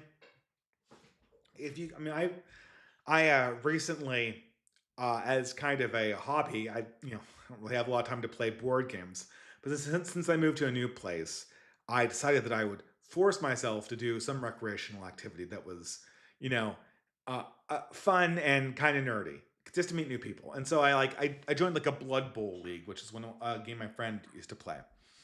And I have a team, and so I joined their Facebook group because they do it all through Facebook. But this forced me to return to Facebook, and you scroll through your feed with this new account, and it's just walls of slop. It's just clickbait after low quality clickbait after low quality clickbait, and half of it is AI generated. There's no people in Facebook. It's all the internet selling shit to itself in these weird recursive loops that may or may not have people attached to them. It's mindless slop. It's disgusting. It makes me want to vomit. It's borderline pornographic too. Like it's designed to put like boobs in front of your eyes in suggestive ways. It's designed to, how this is something that I'm sure most advertisers know, like coy sexuality. Like they'll have like a comic that's supposed to be funny, but it's not actually funny. And the only thing that's like the reason why you're reading it is because it's like a hot woman doing something that suggests that hot women are generally easy to have sex with. So your male hindbrain is going like, oh, this comment makes me feel good because it makes me feel like there's a lot of hot women out there who just really want to have sex with all sorts of dudes. So you're not actually getting pornography, but it's delivering that same dopamine hit of pornography. Facebook's full with this shit. It's all generated automatically from either stocks of images that have been collecting on the internet for 20 years that have been like this, or from LLMs that are essentially putting this shit together in various random combinations and shipping it out. And it sticks your attention span, but it feels dirty. It feels really dirty. It doesn't feel like Facebook did in 2006. Facebook in 2006 felt like I'm a dude who's hanging out with his cool friends. And it's dead. And it's funny because you see various things on the internet kind of dying. Political YouTube, the phenomenon that started my channel, this channel that you're probably watching right now, unless you're listening to this in podcast form, which I still haven't really sorted out yet. This used to be part of a whole community of YouTubers who discuss politics. No one really does that anymore. I mean, it's not completely dead. I mean, there are 600 people watching this stream. So there's and obviously there's left-wing channels too that do streaming. And I'm going to talk about, obviously the fact that I'm wearing a beanie is an homage to Tim Pool, who supposedly shut down his YouTube podcast today. Maybe I don't know if I really believe that, but he supposedly shut down his YouTube podcast, and that was there's some people who do this, and it's very very popular, but it's not alive in the same way that it was in 2016. It's not an active place where ideas are fought over and developed. And everywhere I see on the internet, I see various places that are kind of dying. They're kind of purifying. Some places are actually places where business gets done. There's actually a transaction. GitHub is about making code. Maybe their AI is doing it there. Actually, there are. But the transaction is to get good code. And so you're there and it feels alive because either it's AI is generating code and humans judging it and refining it, or it's just humans writing code like it used to be. There's actually a transaction there. eBay, it's people buying shit. Maybe bots buying shit, but people are buying shit there. That's still alive. Amazon's still alive.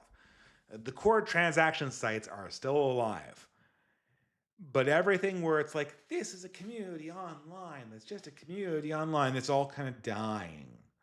It's all kind of becoming more vague because over the last 4 years in particular, we realized that these communities are fake and that a lot of the stuff that we're experiencing is complete simulacra. One reason why communities are becoming completely fake or they're moving partially into the real world. Now, I don't think the internet's going to completely die or get taken over by some kind of AI basilisk or whatever. But the spirit of the internet that inhabited the place from 2003 to 2023, that spirit is in the process of dying. There was a commenter on the iHypocrite channel today, and he gave a very apropos statement. He said there's exactly one generation of people who knew how the internet worked or who knew how computers worked. Because Gen Zers don't know how technology works. And it's kind of funny because my father was a computer science person. He was one of the OG computer science people at IBM in the 1950s. He's an older man, or he was an older man. And he was one of the first crop of people who did transistor based tech, like pure transistor based. And there was obviously transistor machines before the 50s, but he was one of that first crop of IBM people who really made that a thing. And he was there in computer science from the 50s to the early 2000s. And then I became an engineer, multiple degrees, but one of them was in computer science as an undergraduate. And I even worked in semiconductor manufacturing for about 3 years.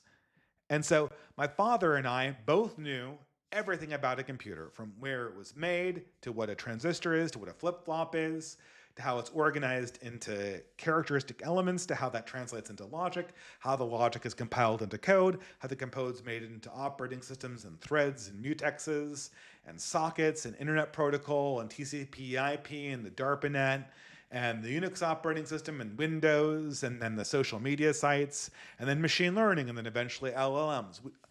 I understand all of that. I'm probably the last generation of people that will ever be true for. For most people in coming generations, this will all just be a black box that generates various pieces of information, like the oracle standing behind the internet. And if there's not a real world anchor that obviously, I think people know that I'm real because I do real events like every 2 months or so, or I do basketball events every month pretty much. Obviously I've been kind of off my game because I've been moving around so much and it's harder to do it when you're in a new place. But, I think people know that I'm real. But if you're just consuming content in a completely digital environment in the future, you better count on that being fake or a manipulatable. You better have something in the real world that's verifying it for you. Because if this is just a black box telling you what to do, you are enslaved because there is no guarantee that you're getting anything from the internet that is at all real. Related to my beanie tonight, which is another thing I want to talk about, there is a major changing of the guard when it comes to podcasting. Now, this is relate. I don't know how related it is to Tim Pool. It's certainly kind of related to the gender split, and I'm kind of friends with both of these people, or we've at least exchanged messages. I don't think Matt follows me on Twitter. I'm certainly more in communication with Blonde, so I don't want to get in the middle of drama here. But very notably was just this weekend a show that I religiously watched just went off there. The two hosts had a fight seemingly out of nowhere, and they just discontinued the show completely. Um, This is phenomenal because first of all, it's phenomenal for a few reasons. First of all, it's phenomenal because they actually got me, Dave Green, the person who hates horse race politics and is only doing horse race politics now to mock it. They got me to actually watch a current events show, which I feel is an achievement. The second thing notable about it was the fact that Matt and Blonde have been doing this for 8 years, the exact same amount of time that I had been doing my podcast. As a matter of fact, fun fact, when I started my podcast in 2017, Seattle hosted one and only one showing of the Red Pill. You know that movie by that ex-feminist person? It was a Red Pill. They got one showing in Seattle, and both me and Blonde went to it. I saw her there, and we both did podcasts on our respective channels mentioning it. And because we both lived in Seattle at the time in 2000, it's one of those things where you run into people. I didn't say hello or anything, but I thought it funny. I was like, we are both going to go home and do YouTube videos on this. Like, is there anyone in this entire theater who isn't going to do a podcast on this one showing of the Red Pill in Seattle? It's funny that way. How these kind of paths intersect. But it's remarkable. Well, okay. I mean, what I actually do have something to say about this. Maybe I should just go over broadly. I should just describe the podcast before this beanie's getting hot. How does Tim Pool do this? Oh, I know, he's bald. So, he's not like I have a ton of hair under here, so I'm getting kind of a little bit my brain literally is overheating. But the important thing about the Blonde and Matt show and what made it entertaining was that Matt was the straight man and Blonde was the shitposter. So Matt would be the responsible one who would take you through the news like a journalist, and Blonde would do her damnedest to capsize the whole thing, and then with by interjecting racism, constantly trying to interject racism, and it was a really funny show to watch because it was like someone watching the show like it was an intentional comedy routine, and I appreciated that. The drama between Matt and Blonde.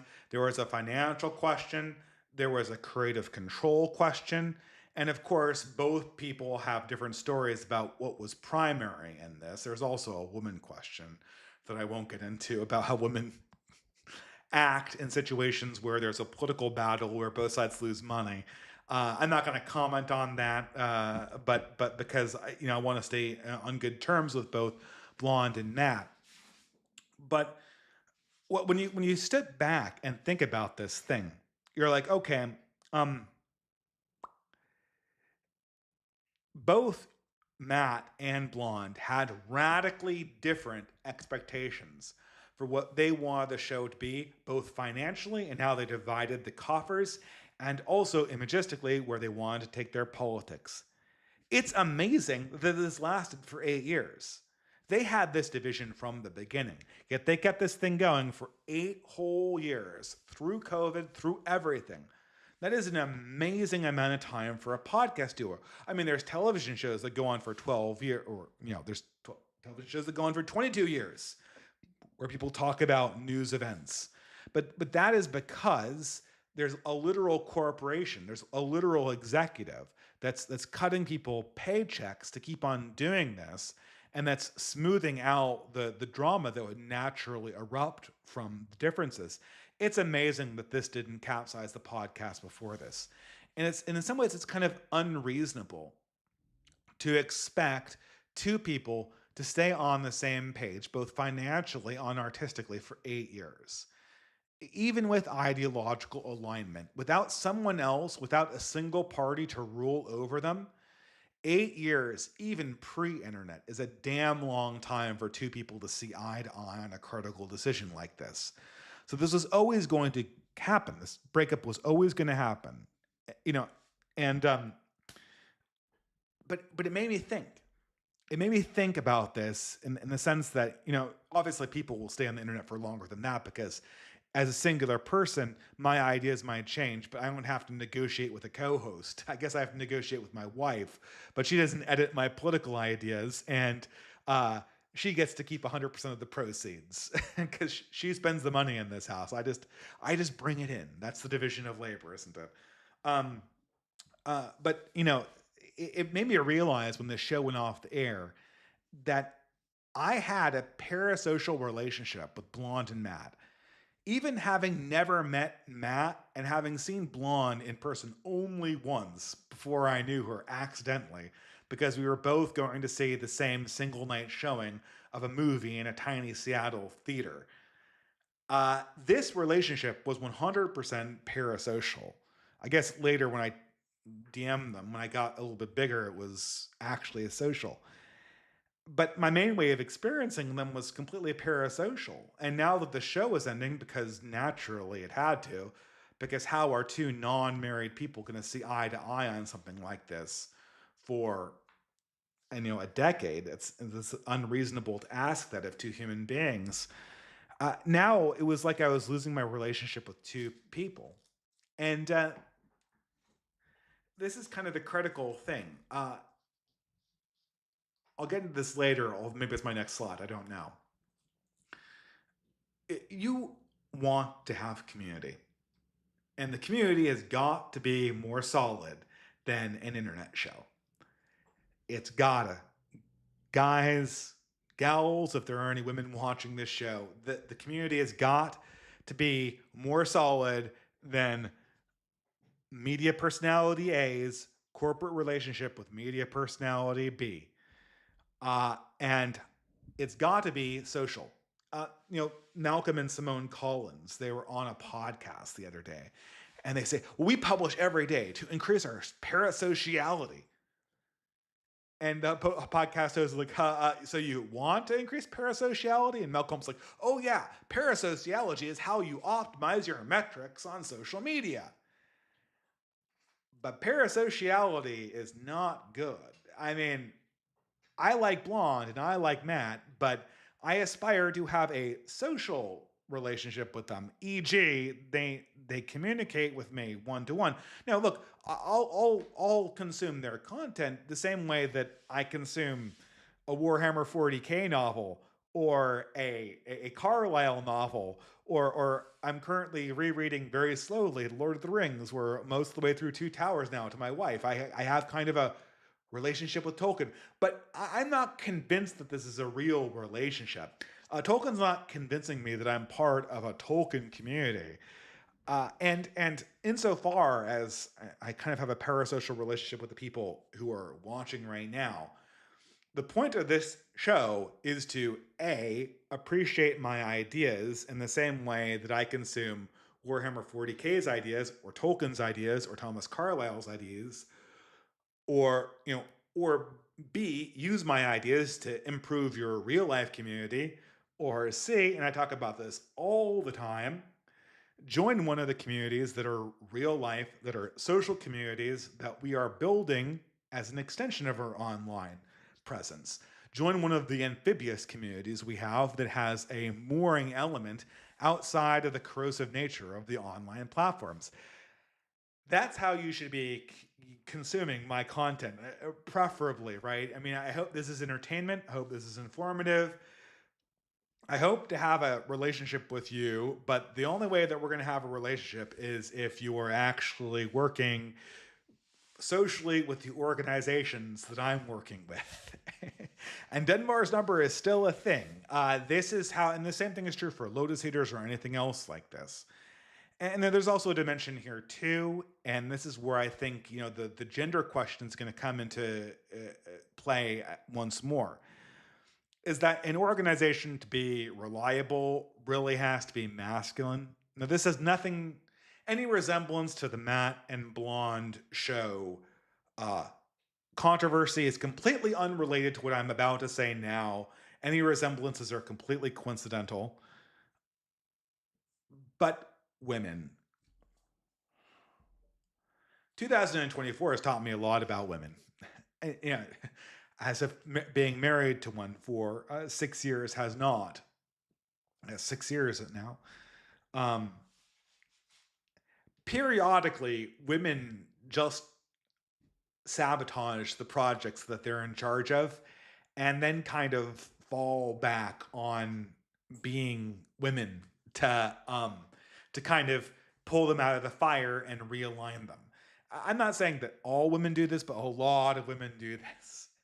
And look, a lot of women are also talented. They can pull themselves out of the fire, and they can write themselves, and they can have their friends write them.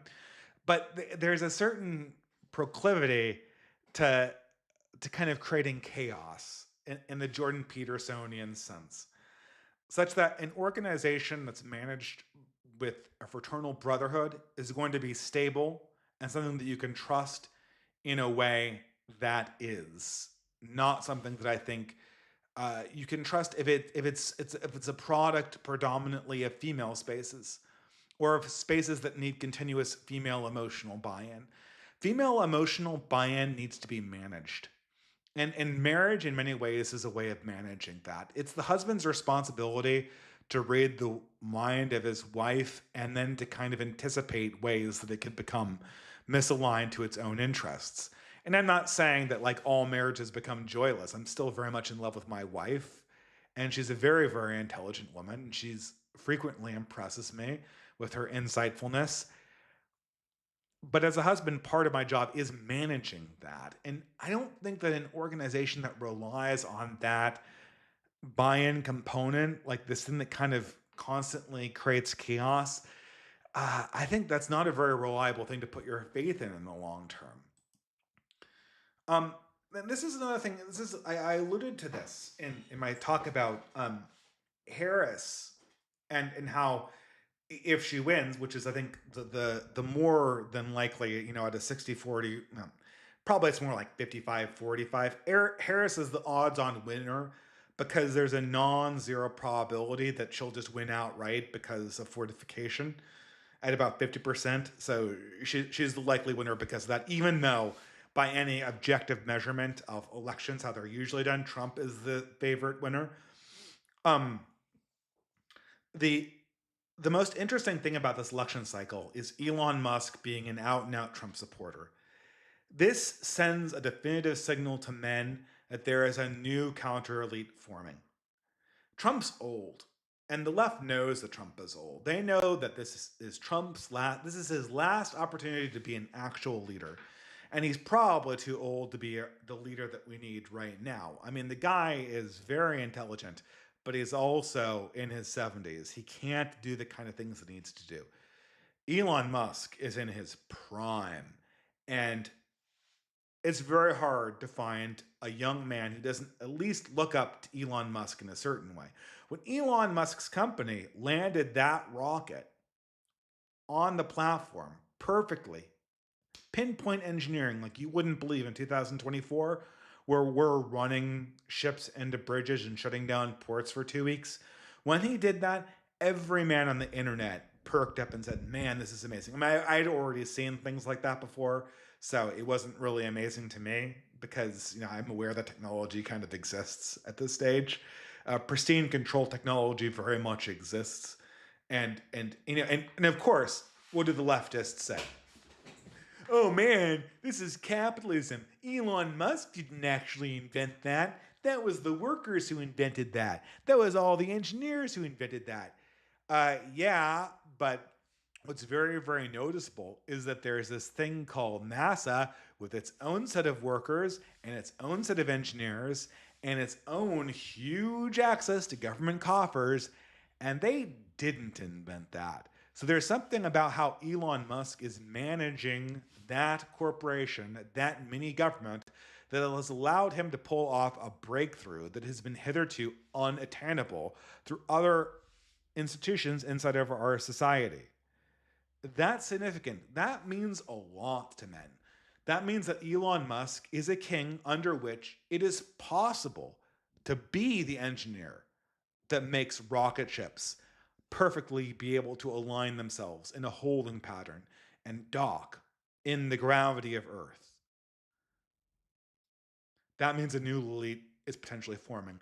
And having Elon stand by Trump's side and signal that he's against the current establishment, that is more powerful than a Trump victory. Just that image alone. It means that the coalition that potentially could win if Kamala Harris comes to power, it won't be a stable ruling coalition because it's leaking power. It's saying that there is a way that you can be more successful than the people who are supporting the government by opposing the government.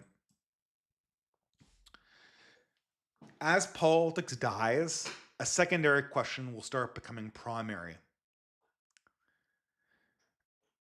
Women. The topic of every one of my podcasts, implicitly, it seems. I can't avoid the question. Why do women love politics so much in the early 21st century? Does anyone ever ask that question? I have a bunch of relatives who are progressive women. They can't stop talking about politics. They don't read about politics as much as I do. They don't debate about politics as much as I do. They don't even follow politics as much as I do. But their idea of good small talk is to constantly digress the conversation onto their latest social justice cause. And they're not alone in that. There's a whole class of millennial women who did just that. It's more or less a trope about millennial women that they do just that. That is highly unusual for women. Women are typically the class that does not like politics. Well, the reason why they're doing that is because across the 21st century, it was incredibly obvious what side of politics was the winning side. They're not experiencing politics as an actual struggle over power.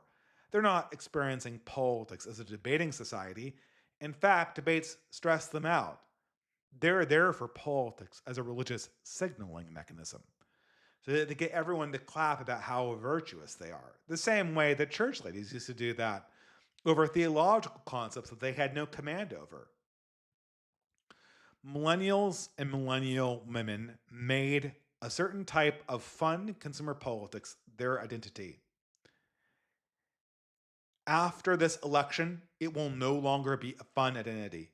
Either Trump will win and it will be a boring repeat of 2020, for which the prospect of victory carries no romance, no matter how many Marxist platitudes they use, because it didn't carry any, because they already did that in 2020. They know that Marx isn't coming to save them. So the romance of being part of the resistance will hold none of the sway that it did in 2016 to 2020 if Trump wins. Or if Kamala wins, they have to resign themselves to being corporate serfs inside a corporatized oligarchy that they themselves voted for if they're progressives.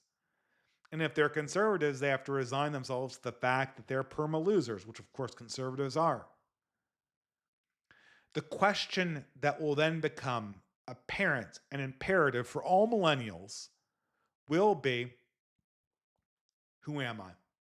How do I make my identity meaningful with the fact that I'm no longer young? I can know, and this is the other thing that millennials did. The other millennial thing was, my identity is that I have potential. I'm the guy I'm the young guy. I'm the guy that's going to be part of the solution, that is the change that we've been waiting for, that has the next big idea. When you get to middle age, and I'm entering middle age, we all are if we're millennials, you get to the understanding that your identity is somewhat solidified. It's not going to change that much. I hope that I can make good work. As a matter of fact, I'm very confident that the best work I have to do is still ahead of me. But I know for a fact that my identity is not going to change and that I can't sell potentiality as part of my brand. This is something that a bunch of the early alt-writers tried to do. They tried to sell potentiality itself as a brand, like all millennials. Like, you should pay attention to me because I am the young guy that's going to make things happen. I'm too old to say that anymore. You should pay attention to me if you like what I'm giving you right now, or if you believe that my ideas have merit to them, because I'm going to give you ideas that are in a similar vein and that explore some new areas and that push the boundaries in those areas. But that's what I'm doing right now. It's on a potentiality. I hope to grow, but it's not going to be like you're betting on an unknown quantity. I'm a known quantity. I have an identity. I have a religion. I have a community that I'm a part of. And my job is to enhance that community collectively for the future. A lot of millennials don't have that. And the future that's going to, the vibe that's going to come in after the 2024 election, after people realize that politics as they were taught about it in civics class is not real, is going to be okay, so who am I outside of politics? New political groupings are going to be forming. And this is where I'm kind of going to end this talk a little bit. Finally, hopefully, take off the beanie. But I mean, there's a few groups that are kind of emerging. There's some options that you have as a millennial. I guess there should be four categories because there's kind of two for both men and women. But I'm using that blue one as kind of a common category for both men and women. The first easy response that you can have to politics being fake and gay are to kind of just live your life for pleasure. Live your life for pleasure. And that is an excellent essay by Scott Greer that came out about 10 days ago called Rise of the FanDuel Americans. Now, what is FanDuel? For those of you who are hopefully not involved in this absolute scam, FanDuel is a sports betting site. Now, sports betting used to be illegal. Then in 2018, for some shitty, dumb reason, they decided to legalize it. And all of a sudden, over the next 3 years, especially during COVID, all of these companies just started popping up to the point now where sports betting is a significant portion of the US GDP. It's literally we turned ourselves in part into a simulacrum of Las Vegas. OnlyFans and FanDuel, gambling and whoring are now a significant part of the US macro economy. But FanDuel, in Scott Greer's imagination, is just a symbol for Americans who live their lives purely for distractions. And there are feminine distractions in terms of entertainment products and feel goods and shopping. And there are male distraction products in terms of video games and FanDuel and sports betting and pornography and nerd hobbies. And to hit too close to home, board games that are super nerdy, which I partake in too, a personality flaw of mine. That's one option for millennial identity. It's also a very weak option. That FanDuel option is going to be for a majority of millennials who are at the median intelligence or below it. That will be their obvious option. Go to drugs, go to distractions, just become a drone. On the left side, and in particular for a lot of women, it's going to be I'm going to become a fanatic nun, a fanatic monk for the progressive cause. That's an option. And then for those of us who are not progressive, I think conservatism is just going to die. Conservatism, as practiced by people like Joel Berry, is just a dead letter. It's part of the boomer truth regime and it will not be serious. So the only one left over in a long enough time frame will be what's broadly called the dissidents, the non-progressives. If you talk about my particular circle, the dissident right, what people are going to find in that circles is faith, family, and fraternity. And that's why I have the Old Glory Club banner here. This is an organization that I feel very, very proud about. This is, I'm going to talk about this for a little bit here. The Old Glory Club is not the only organization even that I've been involved with. There are many of them, the Exit Group, New Founding, Ridge Runner, Sildings, Beowulf, there's tons of them.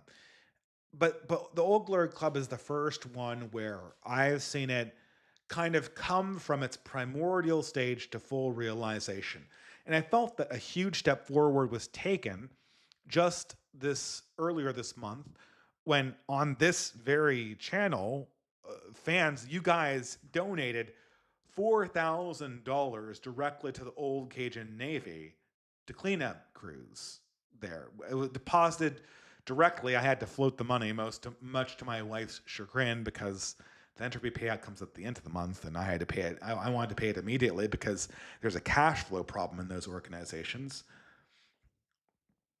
But the Old Glory Club, you guys in the audience paid $4,000.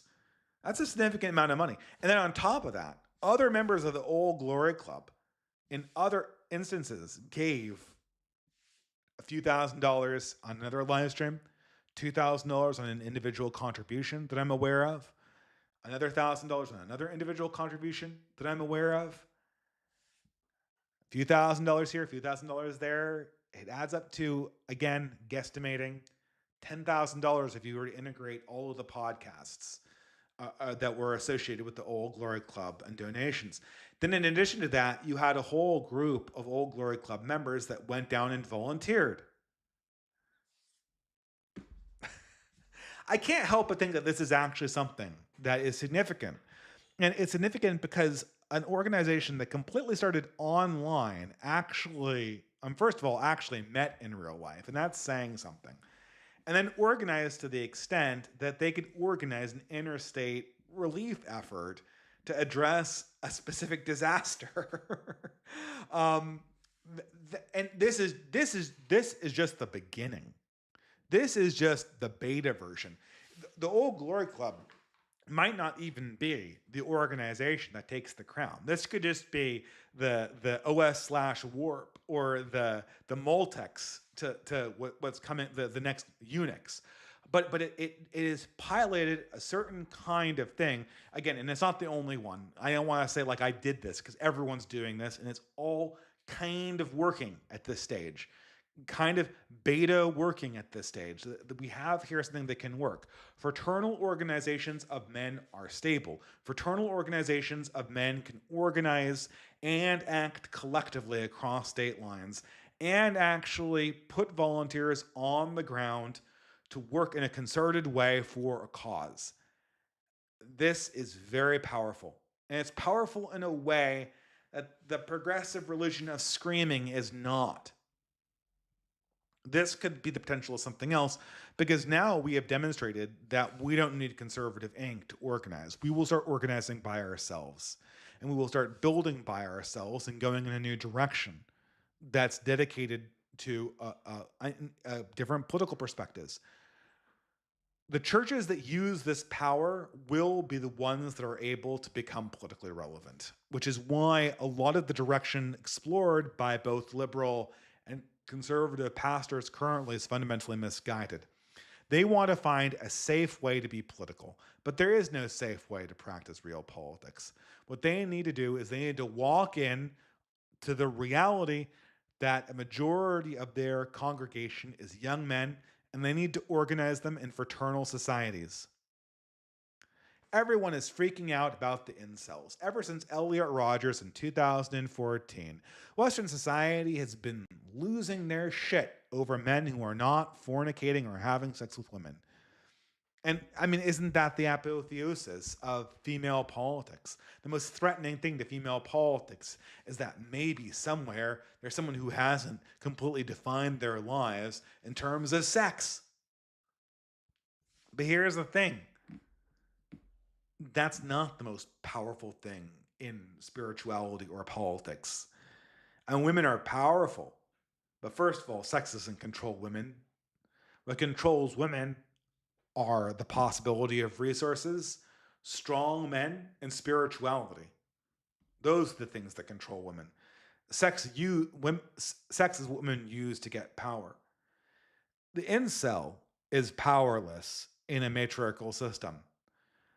But men who define their identities and have self-worth outside of that, that is power. It's power in fraternal organizations that are secular, and it will be power for the churches who know how to use it. And the churches who know how to use it will become more attractive, even to women. There'll be churches that can get things done collectively, like all things that get done are done. They're done collectively by groups of men who have their shit together. What can we do? What are the proper reactions to this new state of societies? This new state of society post 2024. I like an acronym. Organize, create, reframe, like the recycle acronym. I think I have my slides out of order. But I always have this expression, always be building. Always be building. Um, yeah, I want to be more specific about this.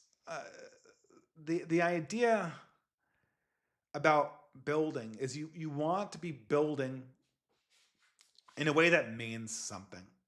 You want to create, but if all you've created is a Warhammer 40,000 army, and I admire people that can paint well in that hobby. And in 2020, I painted an army myself. I'm guilty of that. So, but this is meaningless because you're it's not meaningless. It's not completely meaningless. It's art. It's art that you appreciate. It's a hobby, and hobbies are never completely meaningless. But if that's not organized into a broader cause, a broader community, a lot of that energy goes to waste because it's directing your energy into something that is not generative. And all of our ability to work at this stage should be generative. It should be building towards something that's greater than ourselves. That's going to last longer than we do. That's going to last long. I mean, like I said before, 8 years is a damn good run for a podcast in the internet age. But I want to give my effort to an organization that lasts for 80 years at least, 800 preferably, or in the case of the Catholic Church, God willing, until Jesus returns, 8,000 years, or 800,000 years, or however long it takes. Something that's eternal, even. That's the aspiration for all masculine energy. All energy. This is what Plato discussed, or this is what Plato discussed in Socrates having a conversation with Diotima in the Symposium. What is the object of all love is the goodness that lasts for eternity. The love that we project onto the beloved is to love that which is eternally good inside of them. This is where you get the Platonic form, the form that extends in goodness eternally, which Christians like myself obviously find in Christ crucified. If you belong to another religion, the holiness exists elsewhere, right? That is the aspiration for all rightly directed, non-chaotic energies, is to grasp for that holy order that is the order that links to the eternal form. And longevity and the ability to pass something on to those that come after you is the key to getting that. Reframe your priorities, organize and create is probably how I should put this. But direct your efforts. Politics has to be about brotherhood.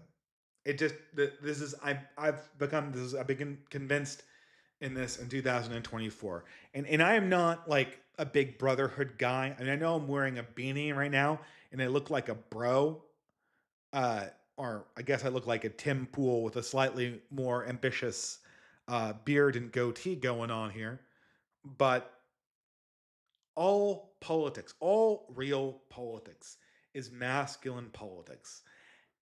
That doesn't mean that women are not allowed in the brotherhood. They are in the same way that women were allowed to be preached to in Jesus's time, and in the same way that Cleopatra played politics in her own kingdom, also during Jesus's time. And that is that women play a temporarily masculine role. And then when they're done with their political role, they put aside their masculine role and go, okay, now I'm part of the women's world again. And the rules no longer apply. Um, there's no way that we can play politics with women when they get to take the you don't hit girls rule into the political tent with them. This has to be put aside for your role in politics. All politics is masculine. Otherwise, we just have this continuous process of lunar politics where we constantly self sabotage. It's the politics of that thing I was talking about the other week, where it's the politics of the women looking at the Korean women looking at their own society exterminate itself through low birth rates and go, we did it, guys. We're on team winning.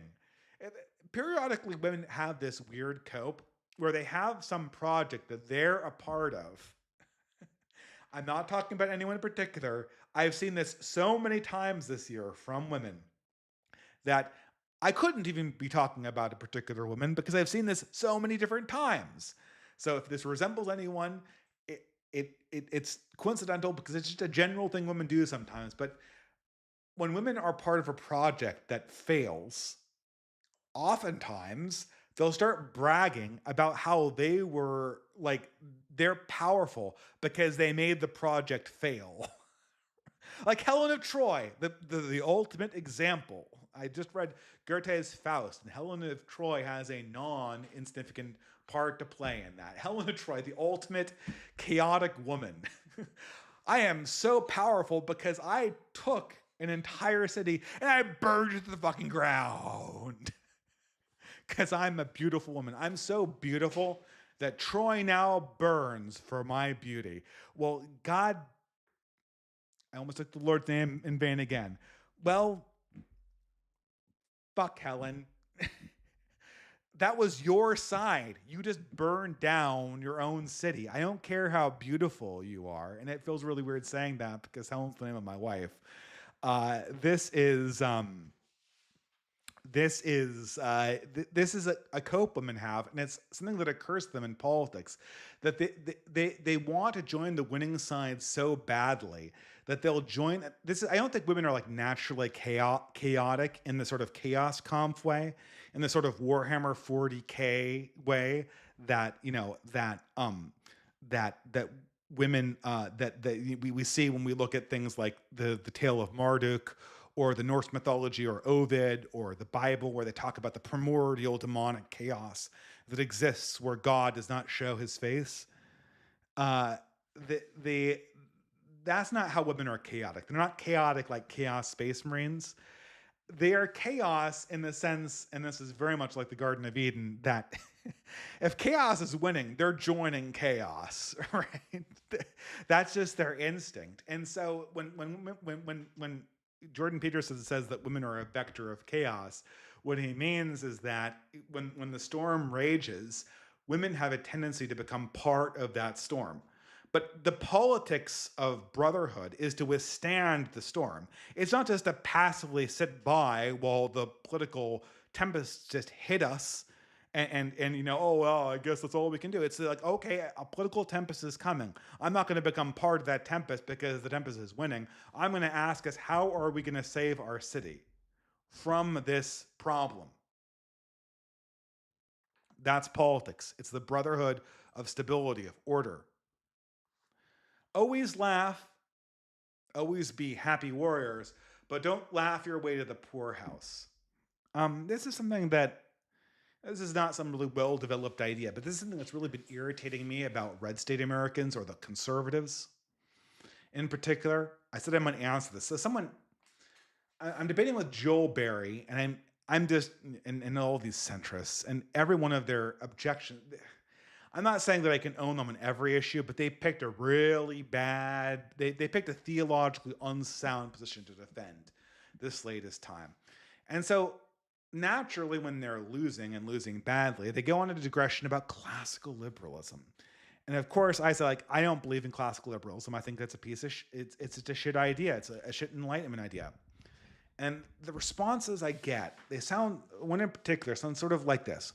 Well, Dave, you're just this blue state, liberal raised, pessimistic reactionary who just likes shitting over people like me. And if you could only see how healthy things are on the interior of the country in real America, you'd understand that classical liberalism actually works.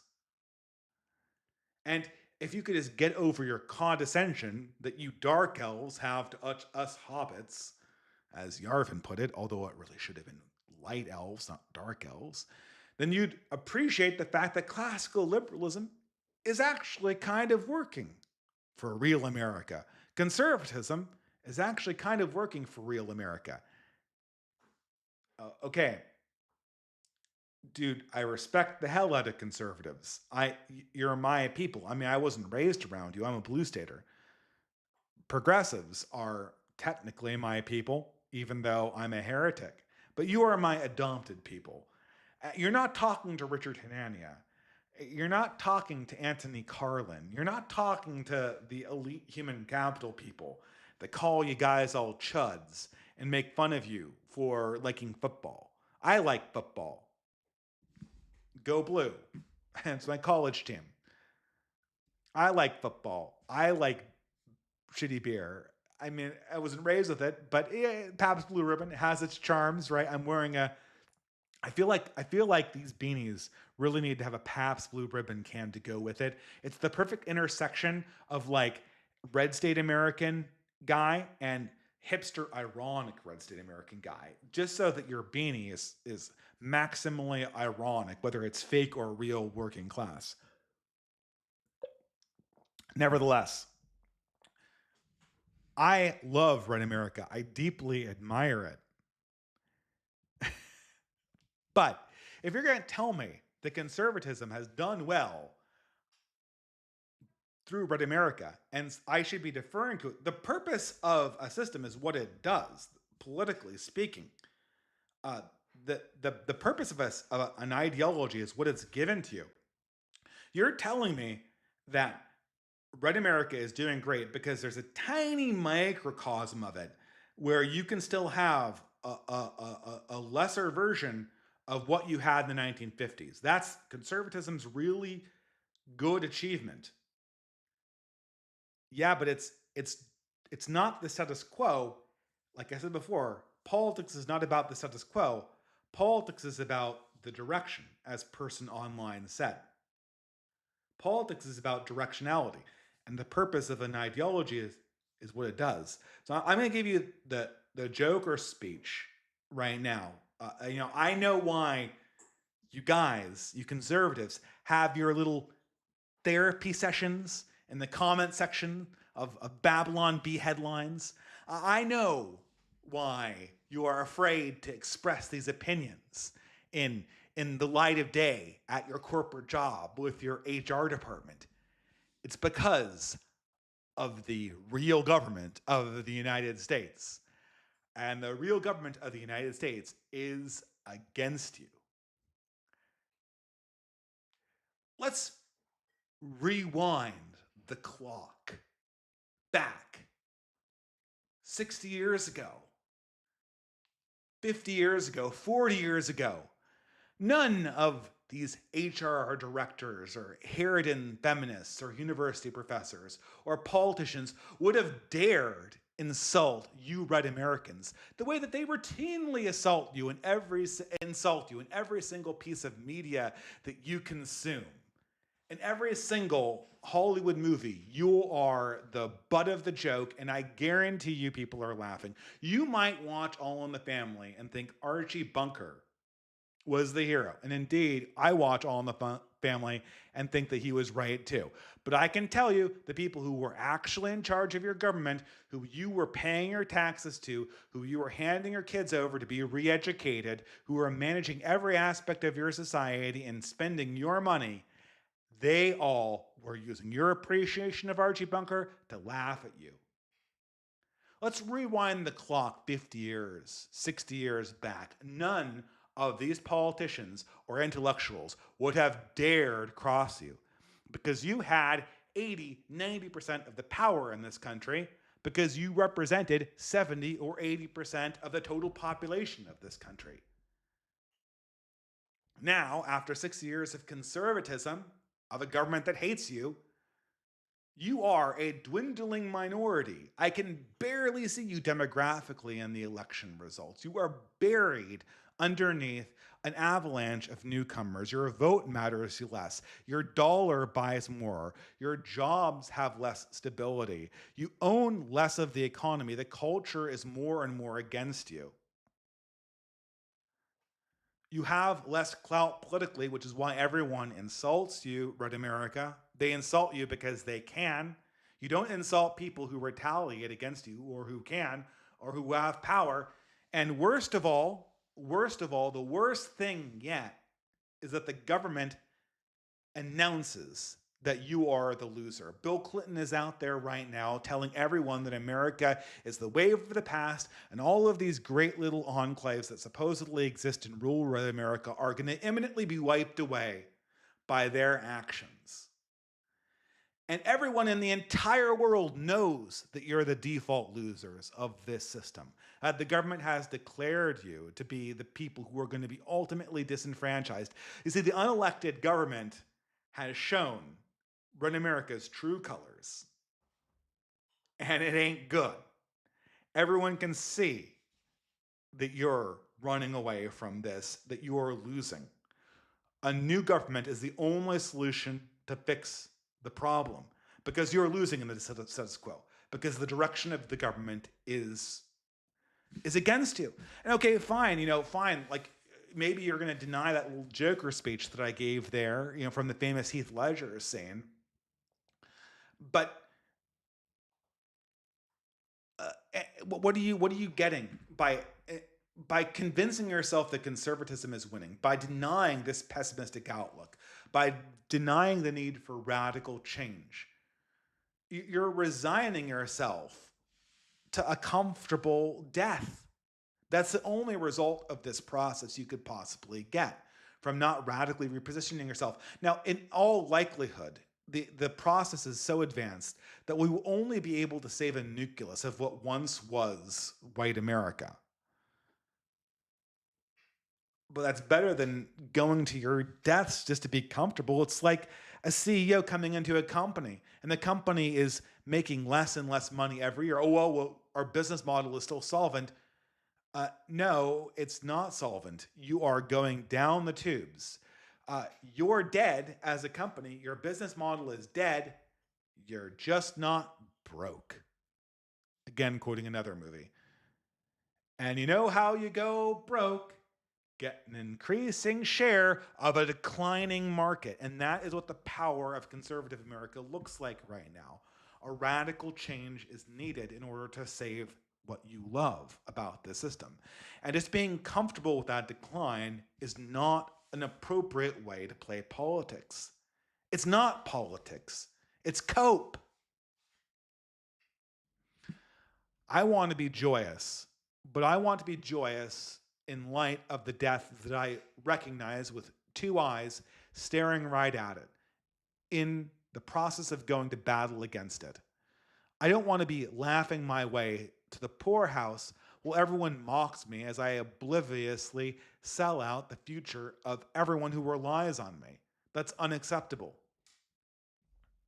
Don't be boomer in your politicking. This is something that I think I want people to do is why don't you just ask for power? Let's say that you're completely disenfranchised. You're never going to have the power to wield, but there's a certain power in just being honest about what you want. So say, this is, let's talk about issues that have been generative as political, everything we do, as I want to say, this is a war of belief. And so every time we engage in conversations with people in our family lives, in our real lives, even online, this is an educational experience. One of the issues that has been the most generative for me, politically speaking, as an educational template, has been the homelessness issue because it's everywhere. The drugs and homelessness, which is the same issue. And I just say continuously, this problem could be fixed tomorrow if the power were transferred to people like me who could take the appropriate actions.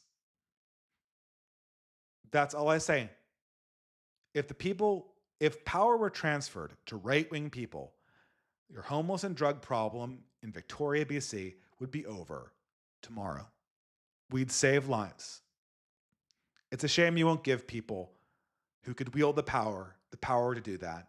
I wonder why you haven't. That simple framing. You can even say it to progressives. You might leave out the right wing part. And certainly don't put it, it sounds a little bit grasping if you put it in the first person to say, give power to the people who will solve the problem, because it's obviously not going to be progressives. Just asking for power and framing the solution, even if it's power you can't have, just ask to be given it. It reframes the problem. The problem is a problem of will. And the problem of will that you're trying to overcome, progressive, is that you will not give power to the appropriate people. You're giving it to people like Kamala Harris, whose only job is to keep the bureaucracy going and going and going and going and going. It's a new framework. Ignore, this is my new policy. It's important. I don't know what the right word is for people who behave like women.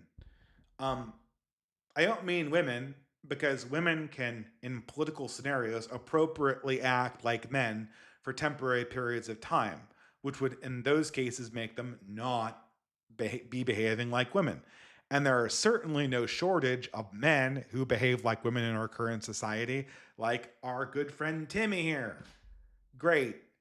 But what we need to stop doing is we need to stop just ignoring people who behave like women. I guess maybe effeminate might be a good way of putting it, but then I have to talk about effeminate women, and that makes absolutely no sense.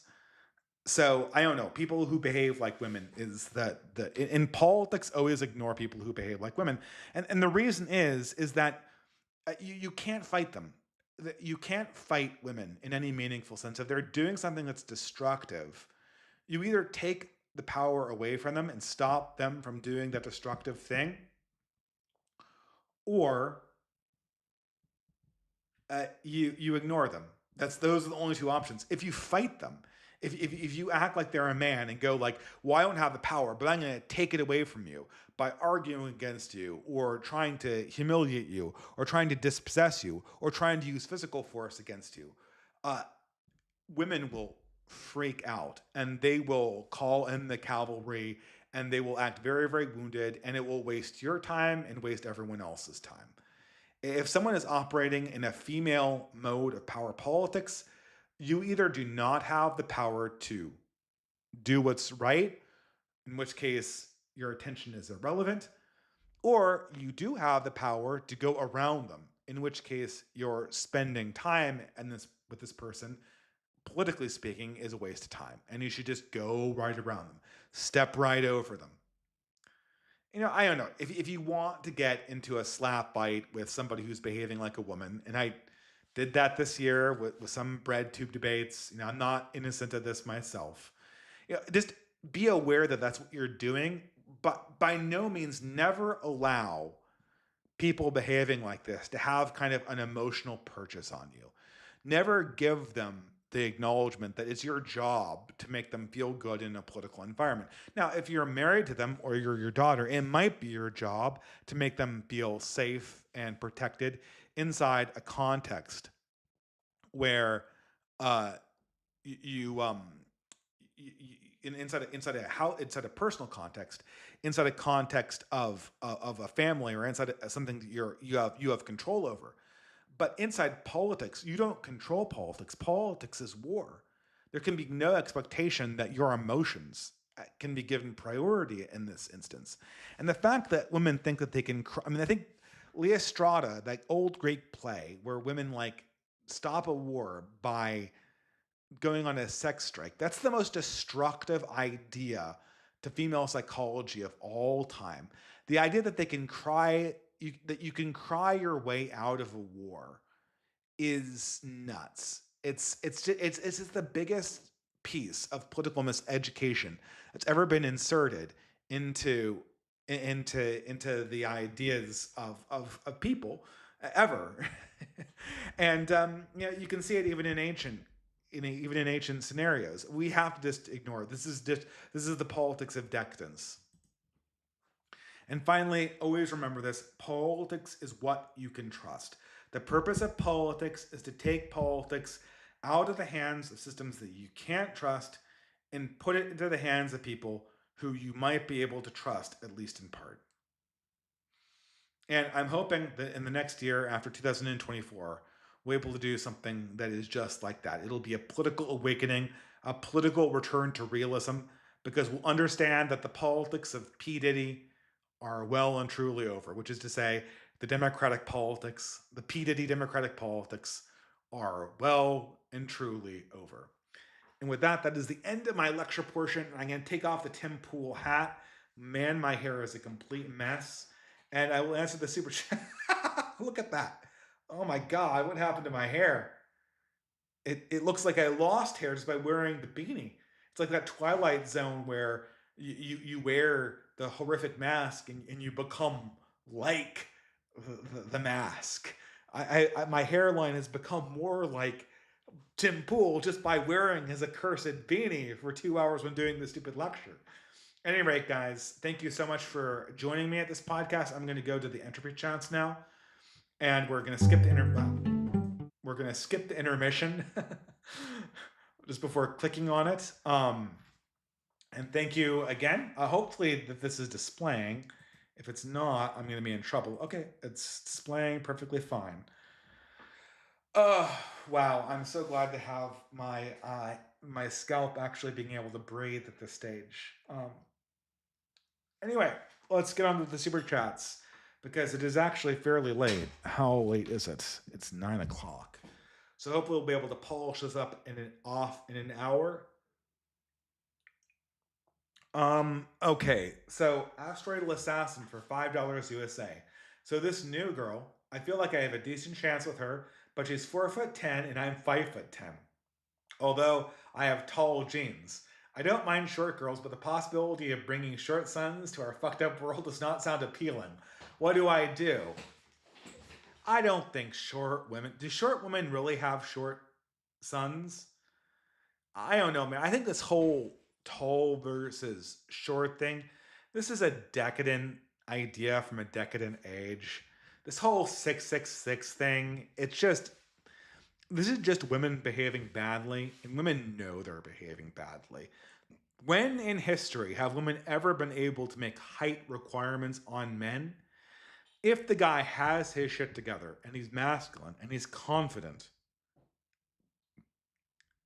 being 5'10" should be no obstacle to that. And we just have to get over this. And this is something true too, is that right wing spaces have to be places where women meet high quality men. It means the best men get the women. And look, I want all men to get married, and that needs to be an objective in the long term. And not all men, obviously, but a larger percentage of men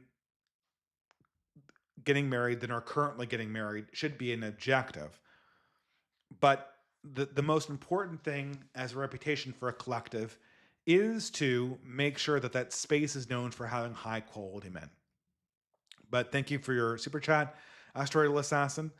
Another one for $3 USA. Do you consider yourself a word cell? From what I've seen, language and speaking is your specialty. Yeah, but I was an engineer. I was a math guy in high school. I think I'm a little bit of a hybrid right now. I'm typically do better on the spatial portions of the IQ measurement. I always struggled with words. This is one strange thing, is that I discovered that I had a proclivity for speaking by doing YouTube. When I was with friends, I could always talk a lot extemporaneously about issues, and I always had ideas, but I was never trained really to express them because I spent all my time in engineering. And I did integrals and, math proofs and coding all the time. I still do coding all the time. So I guess I am both a word cell and a shape rotator. Anyway, well, thank you. Asteroidal Assassin for another $3. You have to survive in a forest for 1 month with Corn Guy and his women, or ContraPoints and Keffels. If any of you die in this endeavor, you won't receive $10 million. Who are you picking? Well, kind of draft from the group. Um, Obviously, the top of the list is ContraPoints. So Keffels is a sociopath, and Keffels will literally kill people to make a point. So Keffels is out entirely. Uh, ContraPoints is a sane, high agency individual who happens to be a sexual fetishist, which I will always choose. ContraPoints would actually be a great lieutenant in an army, or as the British say, a lieutenant in an army. Very high agency individual. I would definitely pick ContraPoints. And then I would pick Corncob Guy's wife because ContraPoints and I would decide that we wanted to live and have $10 million. And she is an agreeable person who just goes with the flow. And so once she realizes that we're on a mission, she'll just shut up and stop being a disagreeable woman. That's that's my statement. I don't know. Don't ban me, YouTube. Phoenix Buchanan for $10 USA. Multiple messages. I'm concerned with a friend who has gone down the predictable lesbian, non binary, trans rabbit hole. She hasn't actually transitioned due to finances, which gives me some time, but I feel as though I'm on a ticking clock before she does something which she cannot take back. So I'm going to read the second one here. Again, continued for $10. The only time I've seen deprogramming work is via tragedy. I don't want us to allow tragedy to happen for some kind of hard lesson, nor do I want to abandon her. And I also know that being too direct about my beliefs will only end up with me being labeled as a weird enemy. Okay, third one here for $50. Wow, thank you.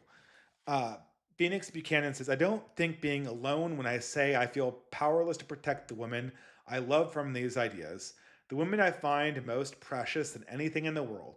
What actions can we take to protect women in our lives from pain and regret before a dishonest world consumes them? How can we be honest with them without being sidelined as threats?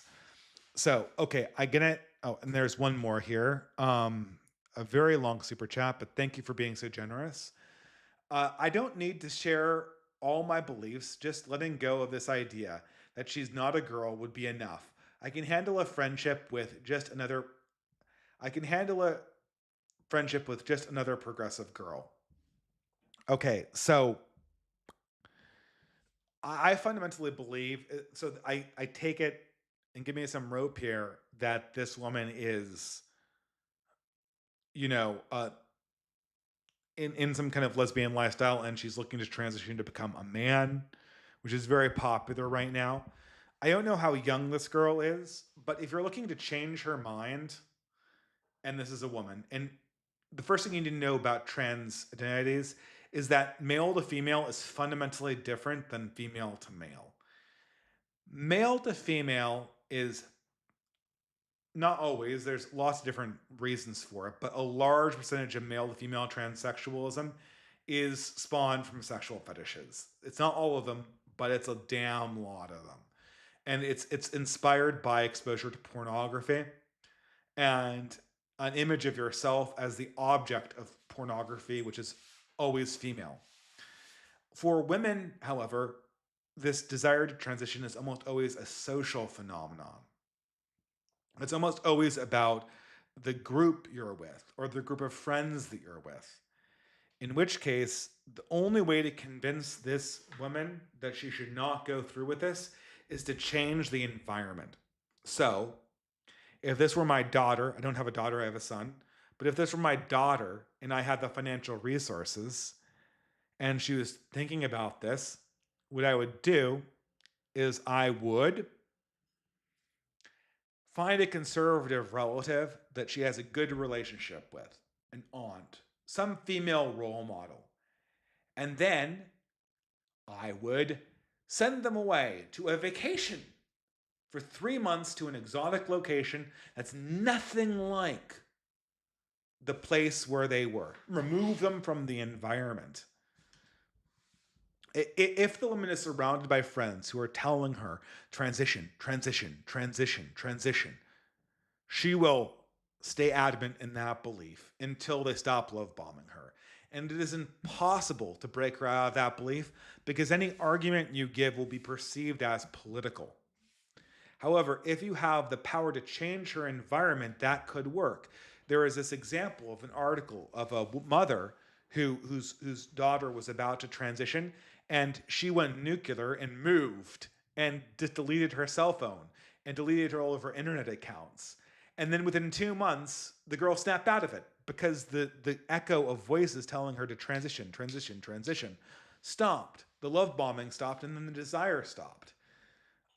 If this were a teenage girl, take her favorite conservative female relative that and they won't talk. They'll probably bond over something like baseball or lacrosse or being tomboys, and send them to like Greece for 2 months. Like it's a fun or Baja California or a camping trip or some social place where you get to have a totally new friend group for 2 months. For 2 months, you'll have none of your old friends, and you'll be with another woman who is a woman who you admire, and you're just going to be girls in this totally new fun place, and you're going to rediscover who you are with this non-trans female relative who you admire.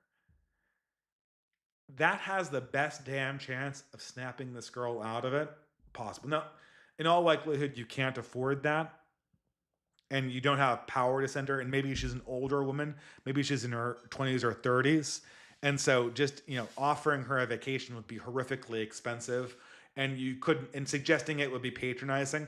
The only way that you can fix this or suggest otherwise is to slowly change the environment by introducing her to healthier friends who share her politics but who are comfortable in them being tomboys, right? I hate saying this, but try to introduce her to some turfs. Try to introduce her to Julie Bindel types who hate men and who are total tomboys, but still are very convinced that they're women. Give her a book of Camille Paglia or something like that. Anything that's non hostile but that changes her media consumption environment could possibly break the spell. But you're never going to break it by arguing against her. That isn't possible.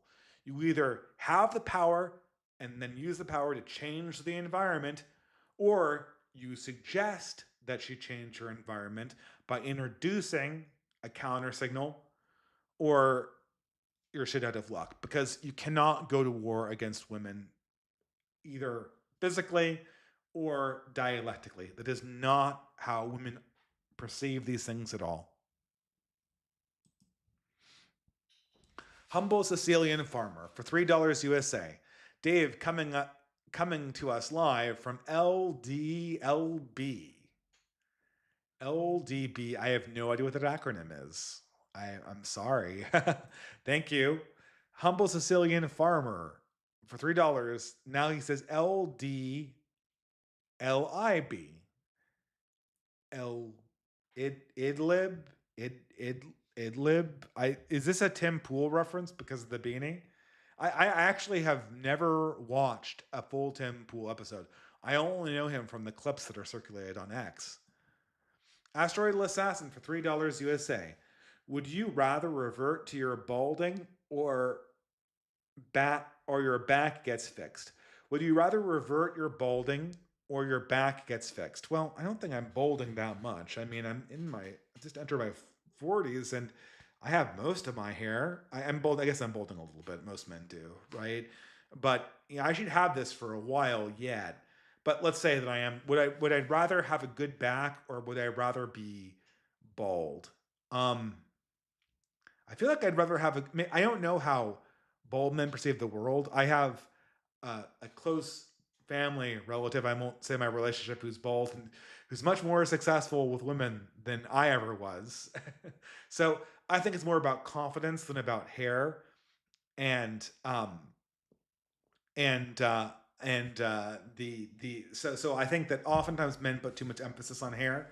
I'm sure that it's helped me out a lot because I think it makes my face look a little bit more symmetrical. Uh, but man, having a bad back, I hate that. It constantly prevents me from doing extreme forms of exercise to get in shape The last 2 or 3 times I've tried to do like push myself exercise wise, I've re-injured my back and have gained weight as a consequence. Right now I'm on kettlebells and jump ropes and it's amazing. But that bad back has persistently haunted me since the moment that I injured it doing CrossFit. It's the origin of my blogging career, but it's been a thorn in my side for, oh my god, it's been 10 years. It's been 11 years that I've had this injury. Tim Pool just announced on his stream tonight that he would continue the show. Well, okay, I guess there goes the joke. I did this whole show with this brain cooking beanie on my head for nothing. Well, whatever. I kind of figured it might be a fake out. Um, he said that he was having a child with someone, and the stress of thinking about the security concerns of possibly raising a child while getting swatted so often was a breaking point. So he was considering quitting. Well, I guess that's good news. More babies are better, right? This also had him putting off marriage. This also, come on, fuck on, guys. If your life gets chaotic, you're not going to make it less chaotic by not marrying women. Marrying women makes those women less likely to be chaotic. Wives are much less chaotic than girlfriends. It's wifing up the girlfriend is a great way to fight chaos in your life. You're closing a major demonic portal to your wife to your life by putting a ring on it. So do that. However, he announced he was getting married and would just try to continue the show despite everything. He also said that he was considering selling some equity to get some people to help run the show so he would have more time for family. Well, that's good news, isn't it? Okay, well, I guess it's just a happy ending then. Grace Mogg for $5 USA. I think it's funny that the animal closest to the leftist idea of how a man works is the dodo, isolated on a remote island with no predators and abundant food. They were extremely curious birds and almost no sense of fear or aggression. Yes, and then as soon as they made contact with the outside world, they got immediately wiped out. All matriarchies are fundamentally domesticated objects, and as soon as they get exposed to nature, they immediately die.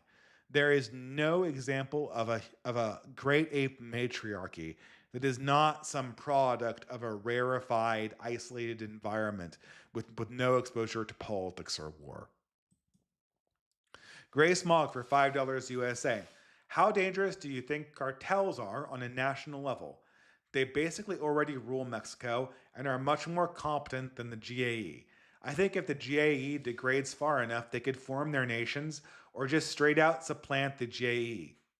Well, yeah, I mean this is the R.N. McIntyre model of micro government being the ultimate solution to the declining macro government.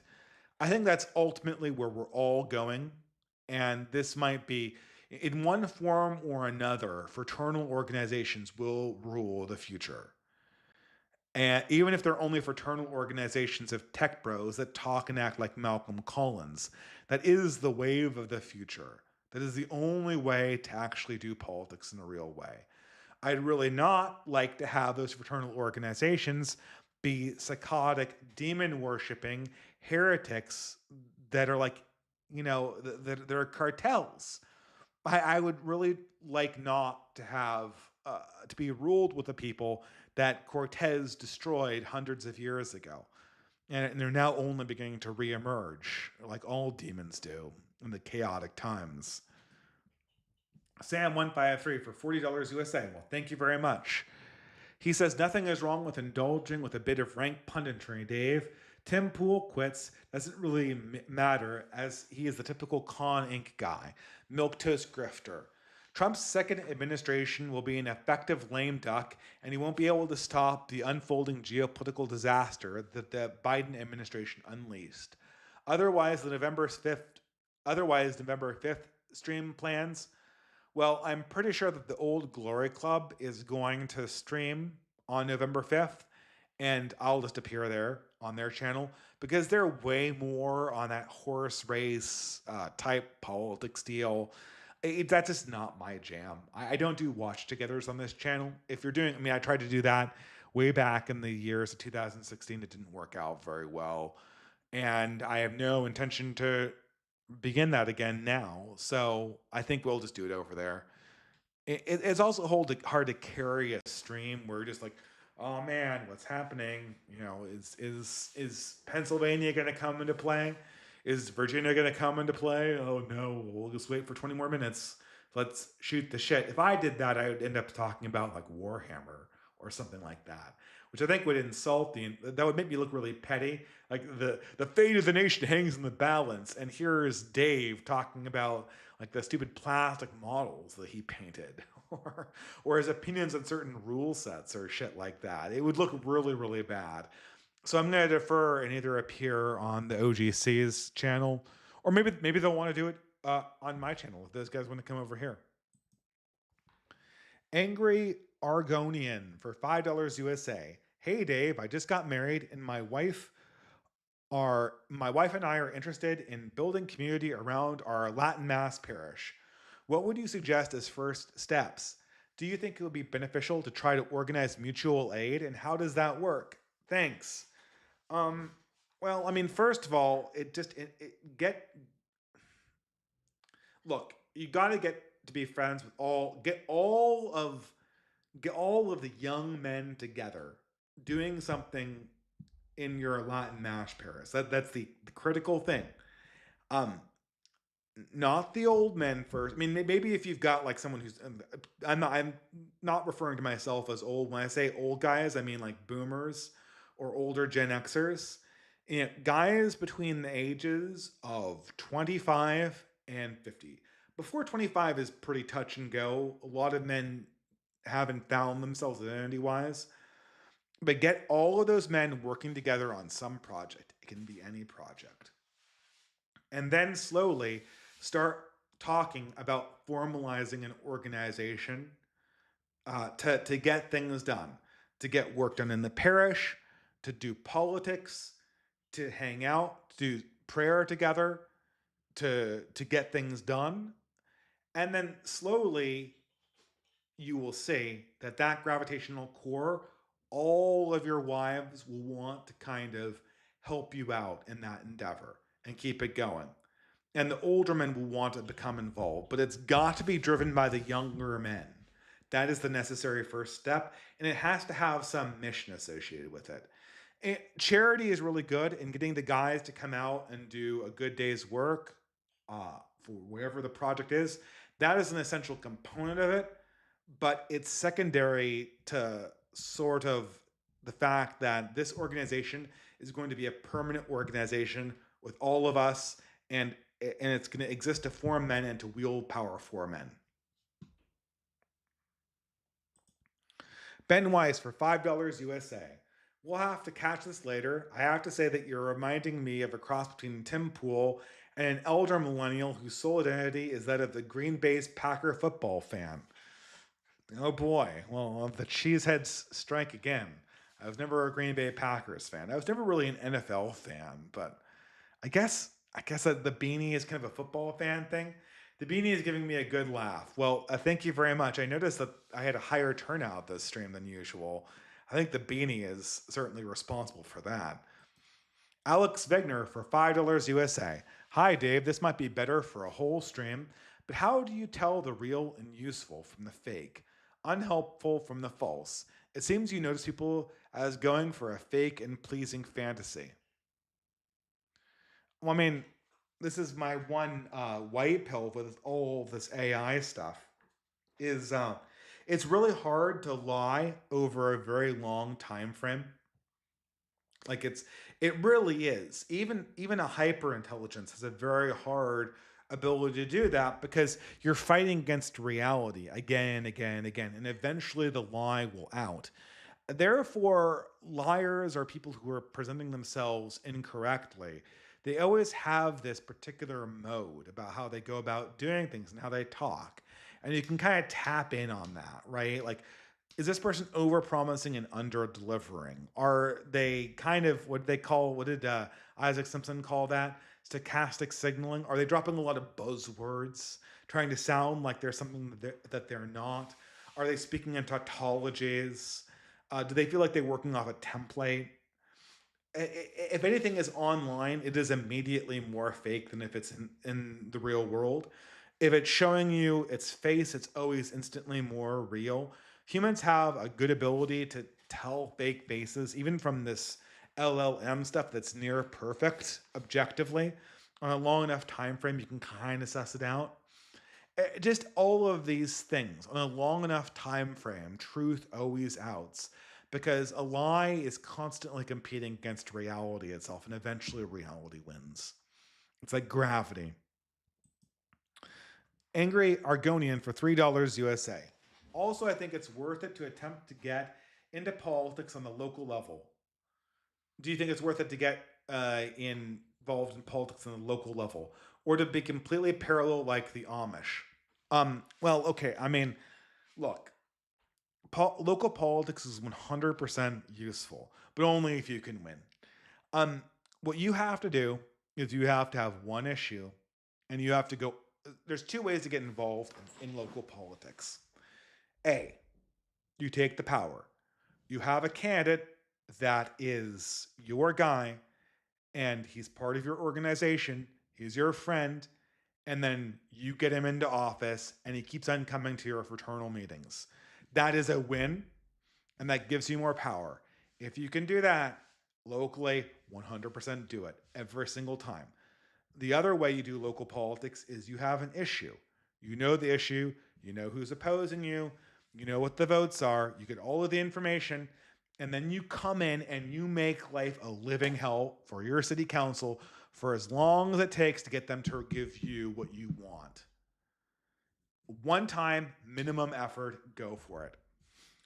That's how you do local politics. This is how you don't do local politics. You don't do local politics by coming and wasting your valuable time sitting in boring city council meetings, listening to them drone on about potholes. That is not a good use of your time. Your time is valuable, and wasting it on stupid local politics is idiotic. Know what you want to get done, know what the power you want to have that's delegated to you. You go in, you win or you lose quickly, and then you get right out again. Don't waste your energy, your collective energy, on useless shit that wastes time. Men are very sensitive to that. They want to have victories. We don't want to have defeats, but if we want to have, if we're going to have to get defeats, we're going to have to get them quickly so we can go back to winning again. So know what you want, go and get it. That's the result of local politics. And if local politics are going well and your guys are dominating local politics, then doing local politics should be the politicians who have power basically throwing you and your friends parties and handing out awards to you constantly to show that you are in charge and to impress women that you are the guys in charge. That's how you do local politics. You take the power or you use the power to essentially solidify your power in a different dimension. Vile Van Gogh for $5. You don't think Trump would be more the accelerationist choice, being that when he gets into office, and even with the support of Elon, isn't able to change anything? Wouldn't that shine a light on the deep state's power to grip, deep state's tower or grip on government? Well, you mean like in the R.N. McIntyre sense that like we know things can't get done in the present system? I mean, I don't know Vile Van Gogh. I think that it would teach that lesson to a certain degree. But the problem is, Van Gogh, is that I think that 50 to 60% of I think a majority of people, of the vast majority of people who can learn that lesson and would be valuable to have learned that lesson, have already learned it. The boomers are on their way out. There are a declining generation. Most of Gen X, who's reasonably ideologically on board, has also learned that lesson. There might be a little bit of growth in the Elon Musk set where they become really disillusioned. But I think that you're going to get diminishing returns very quickly.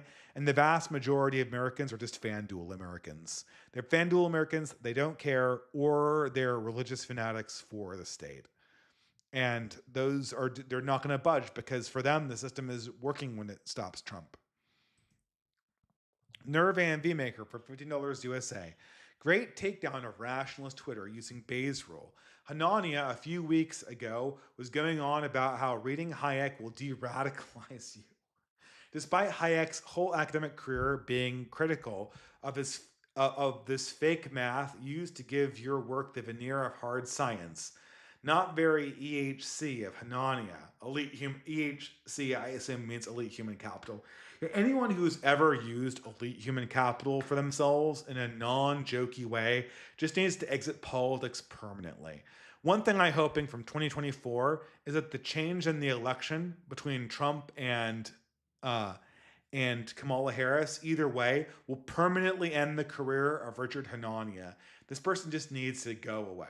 This person has no new ideas. He's a complete troll, and the fact that he has a group of boomers who are giving him money for some strange, perverted reason really has me questioning the sentience of this entire West Coast group. That's obviously the group that's paying him, or that's obviously the group that are his pay pigs. So thank you, Nervan Maker. Jack for $3. What is basket weaving, and is it only for white people? No, basket weaving is for everybody. Well, basket weaving is for non-progressives. I guess there's that caveat. So I used to have a commercial that I played, but it was a little bit too cringe and people were complaining about it. And also, my lectures have gotten longer, and so I don't want to ever take an intermission because I just want to get this over with so I can actually go to sleep. But so basket weaving was started in 2018, and it was part of a group of ideas that me and a variety of other people, largely associated with Academic Agent and a few other YouTube channels at the time, kind of early reactionary people, we all had this idea that we needed organization. And my idea was the Canaan Society, which was a premature fraternal organization of the variety that is now actually working. Again, it was too early. It happens. Startups happen too early, and Canaan Society was a startup that happened too early. It happens. Let's try again. Um, but the organization that did work, the thing that was much better suited for the time was basket weaving, and this was based on a joke that Academic Agent had that every one of his fans should just get together and form community locally and say that just get together and basket weave if that's what it takes. And so that became the basket weaving group. And the idea was just meet up, just have community building first. Community building first, and then we'll see what we can build with that in real life. Basket weaving didn't really take off until after COVID, when people were looking for community after they came out of lockdown. And then, we started having conferences, and the basket weaving is really the child of Green River and Sildings, which is a British organization. And then Beowulf sprung up from it, and then OGC sprang up from that implicitly from the early Sildings conferences that happened in Tennessee at the time. And the idea, the idea, and I think this is the correct idea, or that we need to know who we can trust first of all, and in real life meetups filter out the people who are serious from the people who are not serious. And so if you meet up and just do fun things together or organize together, eventually you'll figure out the people who actually want to build a community. And from that will come things like chapters of the OGC, will come, and I don't think this has happened yet, chapters of Beowulf, or that from that will come organizations more on the ground. So there's that. Michael Latorno for $3 USA. Kamala is in a catch-22. She wants to support Israel, but her voter base is made up of free Palestine activists. Oh, before I go on to this chat, I will say that basket weaving on the West Coast has become kind of an autonomous thing, which is almost like organizations are forming up like independently in the individual weaving circles, which is kind of interesting. We've got a event coming up in 2 weeks in Portland, Oregon, for which I still have to write a speech. which is going to have to kind of eclipse again this giant essay that I'm working on. So be there if you're for that. I think this might be the last day to buy tickets to that. It's oregon.sildings.com, I think is the URL. It's, you just search for it, you'll find it. And it's going to be a really fun time. My friend Jay Burden is going to be there. He's a East Coaster. So unfortunately, I'm not going to be able to spend very much time in Portland because it's on a Sunday and I have to immediately go back home. But it'll be a fun time for people involved. Michael Latorno for $3 USA. Kamala is in a catch-22. She wants to support Israel, but her voter base is made up of free Palestine activists, many of whom are openly anti-Semitic, thus alienating RFK independents. Yeah, I mean, this is the Palestine cause has really split the Progressive Coalition. It's really made the Democrat Party look like a coalition that cannot rule because its activist class has become fundamentally separated from its financier class. And because of that, it looks incredibly destabilized. I don't know if there can be a anti-Israel ruling coalition in America. I don't know if that's possible, but I do think and I do hope that there can be an Israel neutral coalition that rules America. For the simple reason that I am an Israel neutral, and I say that in full spirit of the Futurama neutrals joke. I have no strong opinion on that, one way or the other. Sea of the Northwest. Sea of the NW. My parents are, for $20, he says, my parents are total shit libs. Well, I certainly can sympathize with that. And sympathize and insist that voting for Trump makes you worse than Satan. They have completely alienated all of their friends and neighbors in their deep red town. Oh, so they're not only shit libs, they're hick libs. I don't know how they walk them back from the edge since they get apoplectic when they hear Trump's name. It's really hard in that situation. Just try to get them to behave apolitically. Say like, why don't we put politics aside and work together with Trump supporters to make America a better place? So appeal to that aspect of them, to the community minded aspect of them, and eventually Trump is going to exit the stage in at least 4 years, in which case maybe the transition from Trump to America's next new Hitler will kind of wake them out up from the fact that they're essentially tilting at windmills. So there's that. So I hope that helps. I mean, look, my mother in particular is very much a TDS person. I can't talk to her about politics, but I don't really want to talk to her about politics anymore.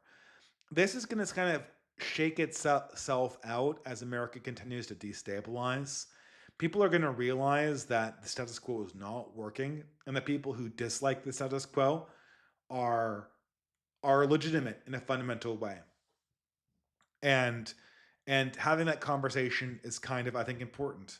Just once a human mind has decided to trigger on a word, it is very very hard to get it to not trigger on that word. So the only way that you can fight that magical word is to kind of walk around it. Reintroduce the same issues that are spiritually introduced by Trump, but in a way that is very, very far away from the symbols that would lead to saying the word, that magical cursed word, Trump. Adam Dole for $5 USA. I fear the beanie is causing David to go insane. Explains a lot about poor Tim Pool. Well, it certainly causes your head to overheat. I don't know about was that were some of my jokes too over the top? I don't know, maybe not.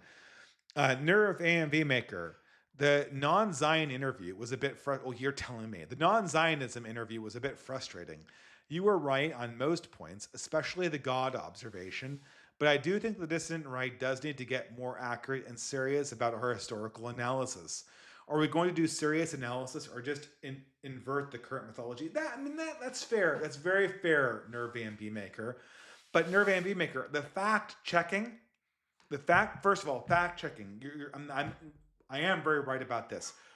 We tried to do internet anon fact checking in 2018 on Discord servers. It doesn't, like, we tried to put it in a Wikipedia and we tried to organize like factual verification on our own Wikipedia. It doesn't work. You can't get consistent work to be done from internet anons. And there's not enough organization. It's a full-time job. You have to pay people for this. So fact checking on the internet is not cost effective. It just, at this stage, it just isn't. Maybe if we had more funding, it would be, and maybe we could do that Wikipedia idea we had, but it just doesn't work right now. And so that's sort of a red herring. And with that non-Zionism interview, my critique was, I don't think he was good faith. I think he knew that fact checking the internet was a fool's errand, and he was sending me on the fool's errand because he wanted my political project to fail. And so all he was doing was concern trolling me, saying that he was super worried about facts, when in reality, he wanted right wing projects to fail because of, I'm sorry, because he felt that the right wing project would be generally detrimental to his own political project with the collectivity that he actually cares, with the collective ethnic group that he actually cares about. And this is the other observation. You cannot have fact checking from parties that you do not believe are aligned morally to you, because all of the fact checking will be perceived as a bad faith attempt to capsize the real point that you're making.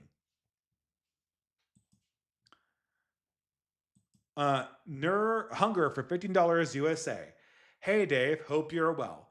6 months ago, we were discussing the total lack of election energy. That changed for us post assassination. But what new religion will the progs adopt?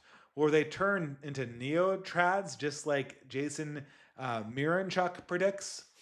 Um, well, there will definitely. So this is that's an incredibly good. Hunger, you were just a master at asking good questions. I don't have enough time to give this the weight that it deserves. But I when Jason Miranchuk first said that the neotrad thing would be a thing for the SJWs, I said that's not a good prediction. Um, and in part it isn't. In the way that most progressives can't do trad, they can't pull it off. They're too broken. So, since they have to reject the essence of traditional politics and traditional religion, they will be unable to do a kind of return to the land type deal. However, for Zoomer progressives, having a kind of, I'm a progressive, but I'm going to return to the land and be a hippie and embrace certain elements of the of sort of traditional religion, that will be an attractive proposition for themselves, because progressivism hasn't broken them enough, and there's still enough space for them to turn around and reinvent their identities. And so there will be a smaller movement, I believe, that will attempt to return to the land, just like Jason predicts. And so I think that his prediction is accurate if you're talking about a very small subset of specifically Generation Z progressives. They'll do that. For the most part, I think they'll double down on the revolutionary stuff, and they'll be more LARPy revolutionary groups. But it will return, like Marx predicted. Uh, it will return first as tragedy and then as farce. Everyone will know that they're fake this time around when they go back and redo this. I don't know what will happen to those millennials for which the revolutionary LARP is too fake and the trad avenue is closed off for them. Interestingly enough, Hunker, now that you mention it, one of the more interesting articles I read one of the more entertaining articles I read was Dudley New Right's article about millennial snot, the way millennials talk about politics in this snotty, condescending way that makes them sound like sassy black women. That was the one of the more. So this is Dudley New Right, everyone's favorite organizer of content archiver, brilliant service to the community. He had his first standalone article. It was super fun. I don't know if it was revolutionary, but it was delicious and it was well written, and I hope he writes more. Um, but strangely enough, our good friend, my favorite progressive of all time, Freddie DeBoer, commented. Now, the first time Freddie DeBoer interacted with Dudley Newright, uh, he got mentioned in one of his posts. And Freddie DeBoer comes like, "What are you doing? You have no concept of the theories that you're talking about." Like he does the typical progressive, like academic, "I'm smarter than you. You don't have the sources" type deal. You don't have any handle on this. You're just tapping your feet along to a melody, and you can't even get that right. It's all this condescending bullshit. Because he's threatened by it. Then a week later, Freddie DeBoer writes an entire article based on Dudley New Wright's essay. After telling Dudley New Wright that he didn't have the right theory to be serious politically. And then I replied to Freddie, "I guess Dudley finally found a melody that you can tap your foot to, Freddie." Freddie's a smart guy. He's just caught up in a shit ideology. I can't believe he's still trying to do this Marxism thing. It's like watching the last adherent to a dead religion. Nobody believes in this stuff, Freddie. You're way too smart for this. He will become a right winger. I think he will. He's going to convert. He's going to apostatize. I feel like the Inquisitor from Silence. "You will apostatize tonight, Freddie. I have foreseen it. I know that Inquisitor Inoue is going to show you the way to apostatize from your progressive faith. Do it." And the telltale sign of progressive apostasy joyfully happened to Freddie when he became, well, a prospective father, which many a progressive male has rediscovered the inner right winger in them when they became fathers. It tends to focus the mind away from autistic shitty theories like Karl Marx. Anyway, thank you very much, Hunger. Asteroid for Assassin for $3 USA. What is your favorite advice for TCP/IP? Learning TCP/IP? You it it's just a protocol. It's just a way of packaging information on the internet into packets with designated bits that tell you how the information is transmitted across packets. You can buy a book on TCP/IP protocol. You can read the history of like DARPANET and see how it developed in the universities, and how it eventually won the IP wars in the 80s, or the protocol wars in the 80s. And there's the whole history of that, I guess. Um, I don't know. I mean, it's settled science. It's settled protocols. No one's gonna develop a new protocol, and that's my suggestions. Sam153 for $5 USA just got into the Matt and Blonde show this year, and what a spectacular and disappointing end. Woman went full woman when man pointed out disparity of work, when one side increasingly slacked from my point of view. Um, okay, I hope Blonde's not watching this, and I don't mean to cast aspersions, but I told my wife that the Matt and Blonde were breaking up, and she asked me why, and I said, "It's the classic example of lazy girl meets cucked boy. It's a story as old as time." And it's the, I mean, I'm sorry. That is kind of, there's fault on both sides. And it's very much kind of like lazy girl quiet quits. You know, man with cucked philosophy, uh, too blindsided by his desire to appeal to Con Inc., can't take the appropriate actions to stop chaos from erupting. I mean, that's the story. Like, it's a story as old as time, right? It was is destined to happen because of the personalities involved. I'm really sad because it was a great show.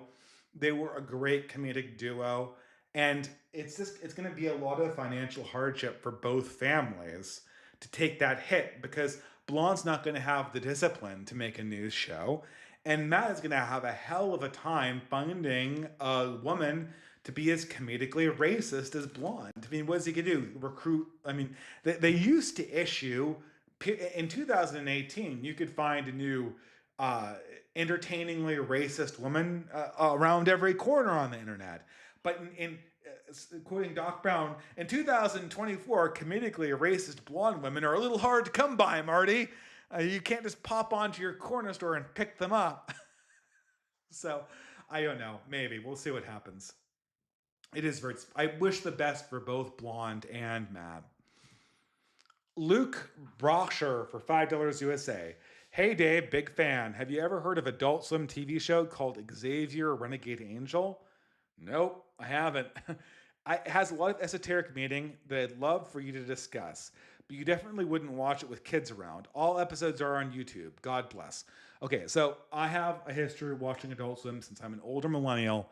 The best shows on it were Home Movies, far and away the best Adult Swim episode. Brilliant filmmaking. Oh my god, it's okay. It's one gag again and again, and the gag for Home Movies is that the the the adults are immature and the children are mature, and it's all improv comedy. So but it's great improv comedy. And the second one that I remember really liking, Aqua Teen Hunger Force and Space Ghost Coast to Coast, which is just like random millennial weird humor. Uh, Maybe I'll check out the Angel one. Thank you very much. Chai Squared for $35 USA. Hi Dave, since last I donated, I saw a symphony performance of the Ring Cycle Siegfried. I can't help but be reminded of the modern dating woes when I see Siegfried being struck by fear the first time he lays eyes upon the woman. Yeah, I never seen the Ring Cycle. I always remember when I was living in Seattle, wanting to go see it, and then sticker shocking off the tickets, which were like hundreds and hundreds of dollars for the worst seats in the house. Like, how does anyone afford this? Maybe a consequence of our declining civilization is that classical music will become more affordable. That might be a thing. And it would be a great dating opportunity too. And women love classical music. It's high class coded, right? I don't know. I mean, it's been a while since I've seen classical music. I should really, I guess I see Handel's Messiah every year. We'll probably go this year. In I imagine we'll be going in Sacramento. Maybe we'll be going somewhere else, but yeah. Well, we'll have to see. Thank you, Chai Squared, and we'll go on to the next one. Uh, Pac-Man Respecter for $10 USA. I'm getting tired. I met a girl on Tinder of all places. Of all places, she's over 6 foot tall, a rugby player, a power lifter, but low body fat percentage, white and blonde. How can she be a power lifter but low? Oh, I mean she's muscly. Okay, so you're telling me that you have met the Zoomer muscle mommy meme in real life. Well, hey, I look as a tomboy connoisseur myself. I hardly recommend autistic tomboys. They make great wives. Best decision of my entire life. Marrying one. She's white and blonde. AA can lick rocks. The tomboy abs are great. Jokes aside, so academic agent can lick rocks because the tomboy abs are great. Hey, the Venus de Milo has abs, right? Jokes aside, she's value compatible too. Fellows, I may have escaped singledom hell. What are we all? What are all going to make it? We're all going to make it. Well, hey, that sounds like a great match. If you have impressed this woman, this Amazonian, then you are indeed Hercules. Tame her and rule her with the confidence of Pac-Man. Just how Pac-Man won over his Amazonian woman, Mrs. Pac-Man, who we all know had a video game that had more levels and a better AI attached to the ghosts, but that never kept Pac-Man down. So be the Pac-Man respecter you were always meant to be. Congratulations. And congratulations also on the person who just got married, who super chatted earlier. Asteroidal Assassin for $10 USA. Just to cover my bases, what are your best arguments for Catholicism towards a Muslim. My best arguments are that the Gospels are authentic historic documents and are actually the true testament of Jesus Christ. And because of that, Muhammad could not possibly be a accurate or real prophet, because the Quran has misstatements about what Christ said. And so that means either that the Quran is not the real words of Muhammad, or Muhammad was a false prophet. One of those two options, which means that Christianity is the true testament of God, and based on that, Catholicism is the true extension of Christ's church. It was established by St. Peter upon Christ's blessing, and his death in Rome means that it was handed down through the bishops of Rome for 2,000 years. That is my pitch for Catholicism. Unfortunately, this tweet got me very late, so I don't know if that was super compelling asteroidal assassin. But that's my best standing on one foot argument against Islam and for Christianity. John Longram for $15 USA. What advice would you give to somebody who deeply respects Christianity but is unable to genuinely believe in its dogmas? I am a theist, but it seems impossible to wed myself to any specific set of religious beliefs. Yeah, I struggled with this for years.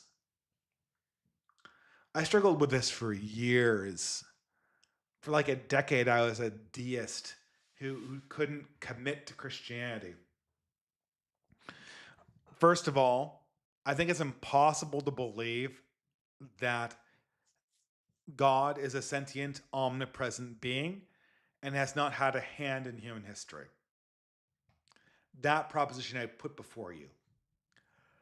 Second observation, if God had a hand in human history, obviously miracles are possible. I can prove that to my satisfaction. That miracles are, well, I mean, I don't know. You could obviously just, with the assumptions I think are appropriate to bring to science, you must assume miracles are real and happen.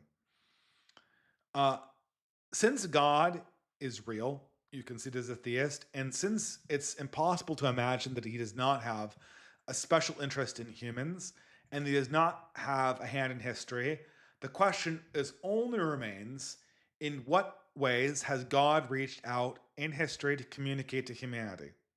And with what miracles has he performed to communicate to us?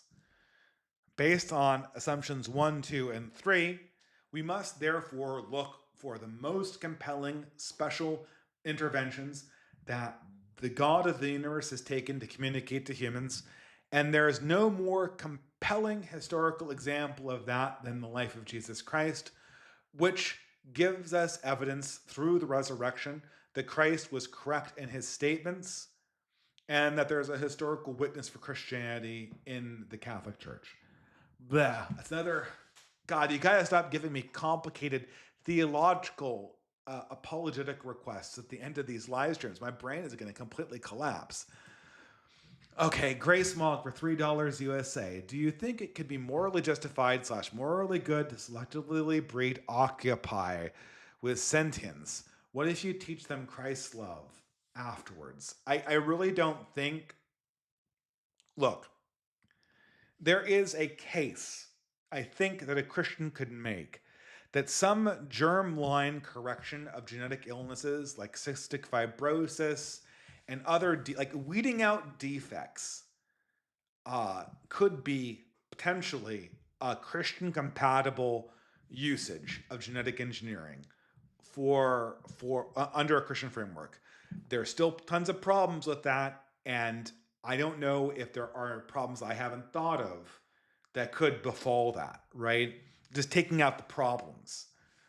But once you like create chimeras and new species and fundamentally reprogram human DNA such that what a human is becomes indiscernible, that is a bullet train straight to hell. And it's not me saying this as a Christian believing that the human form has some kind of divine, form, platonic form to it. This is me saying this as a logical understander of how politics and human behavior acts. You are essentially undoing the core security code of your kernel on your like human nature is our core security feature, and you're disabling it when you genetically engineer chimeras of this variety. That is a recipe to destroying your society. All I can say is like read Abolition of Man. You can there are the rationalists for all their faults. They know that this problem exists too, logically, in the prospect of engineering human chimeras. They know that this is the end of humanism. They know that. They know that this is going to completely capsize all notions of regular politics we could possibly have if we use genetic engineering not to correct errors but to create entirely new things. um, I think a sentient octopus is a uh, not a sufficient reward for plunging humanity into post-human hell. So that's my answer to that one. Um, Vegas 77 for $10 USA. Let's stop the super chats, guys. I'm running out of energy. Often invited to seventh-wheeled married friends outings. They seem completely confused why I suggest that maybe they bring a single friend of their wives along. That their wives don't really know anyone anymore besides. Single person stuff is something they escaped getting married for getting married. What don't wives have friends? Don't wives have I guess this is a millennial thing. Is this is fuck millennials. This fuck. We're worse than the boomers. We're worse than the boomers. I can't believe this. Do wives not have single? I guess this is true. My wife doesn't have very many single friends anymore. Look, women have to be doing things so that they can meet single women, so that they can double date you with their married friends. Just put it that way. Bring it to the men. Men need to do this. Like, don't men need to give their wives projects that we need to set this what women like doing this anyway. Women like setting up people for dates. All the women like, here's a project, like let's see if we can find some of these unmarried friends, get them married. I mean, is this is not what the millennials not have this skill anymore? Did they unlearn it during COVID? I don't know. I mean, I guess I talk to the men. Start with the men. That's what 2024 taught me. If you have a problem with women, start with the men. Start with the men. That's my debugging advice for women writ large now. Blake Lapula Blake Lapadula for $25 USA. Hey Dave, curious if you have any tips on meeting people / utilizing your talents when you aren't able to be fully involved in the community.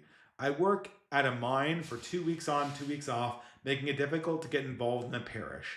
Everyone I used to know seems to have moved on with their life, and I always feel like a stranger at home. Well, 2 weeks off, 2 weeks on is that's highly good for working in community. If you can meet a good group of friends, I mean, it doesn't have to be every week. People will remember you from a month ago. That's fine. I think that's very, very workable.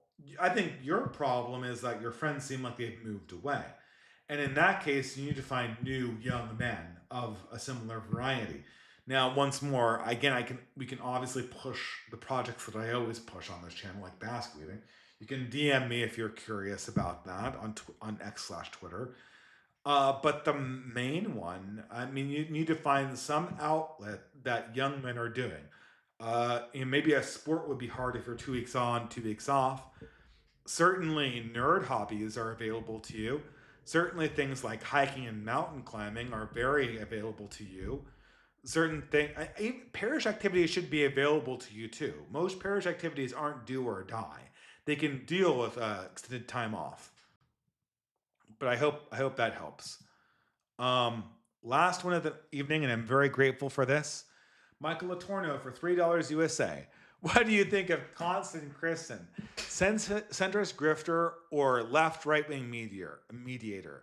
I always thought Konstantin Christen was a grifter, but now Konstantin Christen is a clown. Oh boy, he is a clown. Uh, he is absolutely a clown.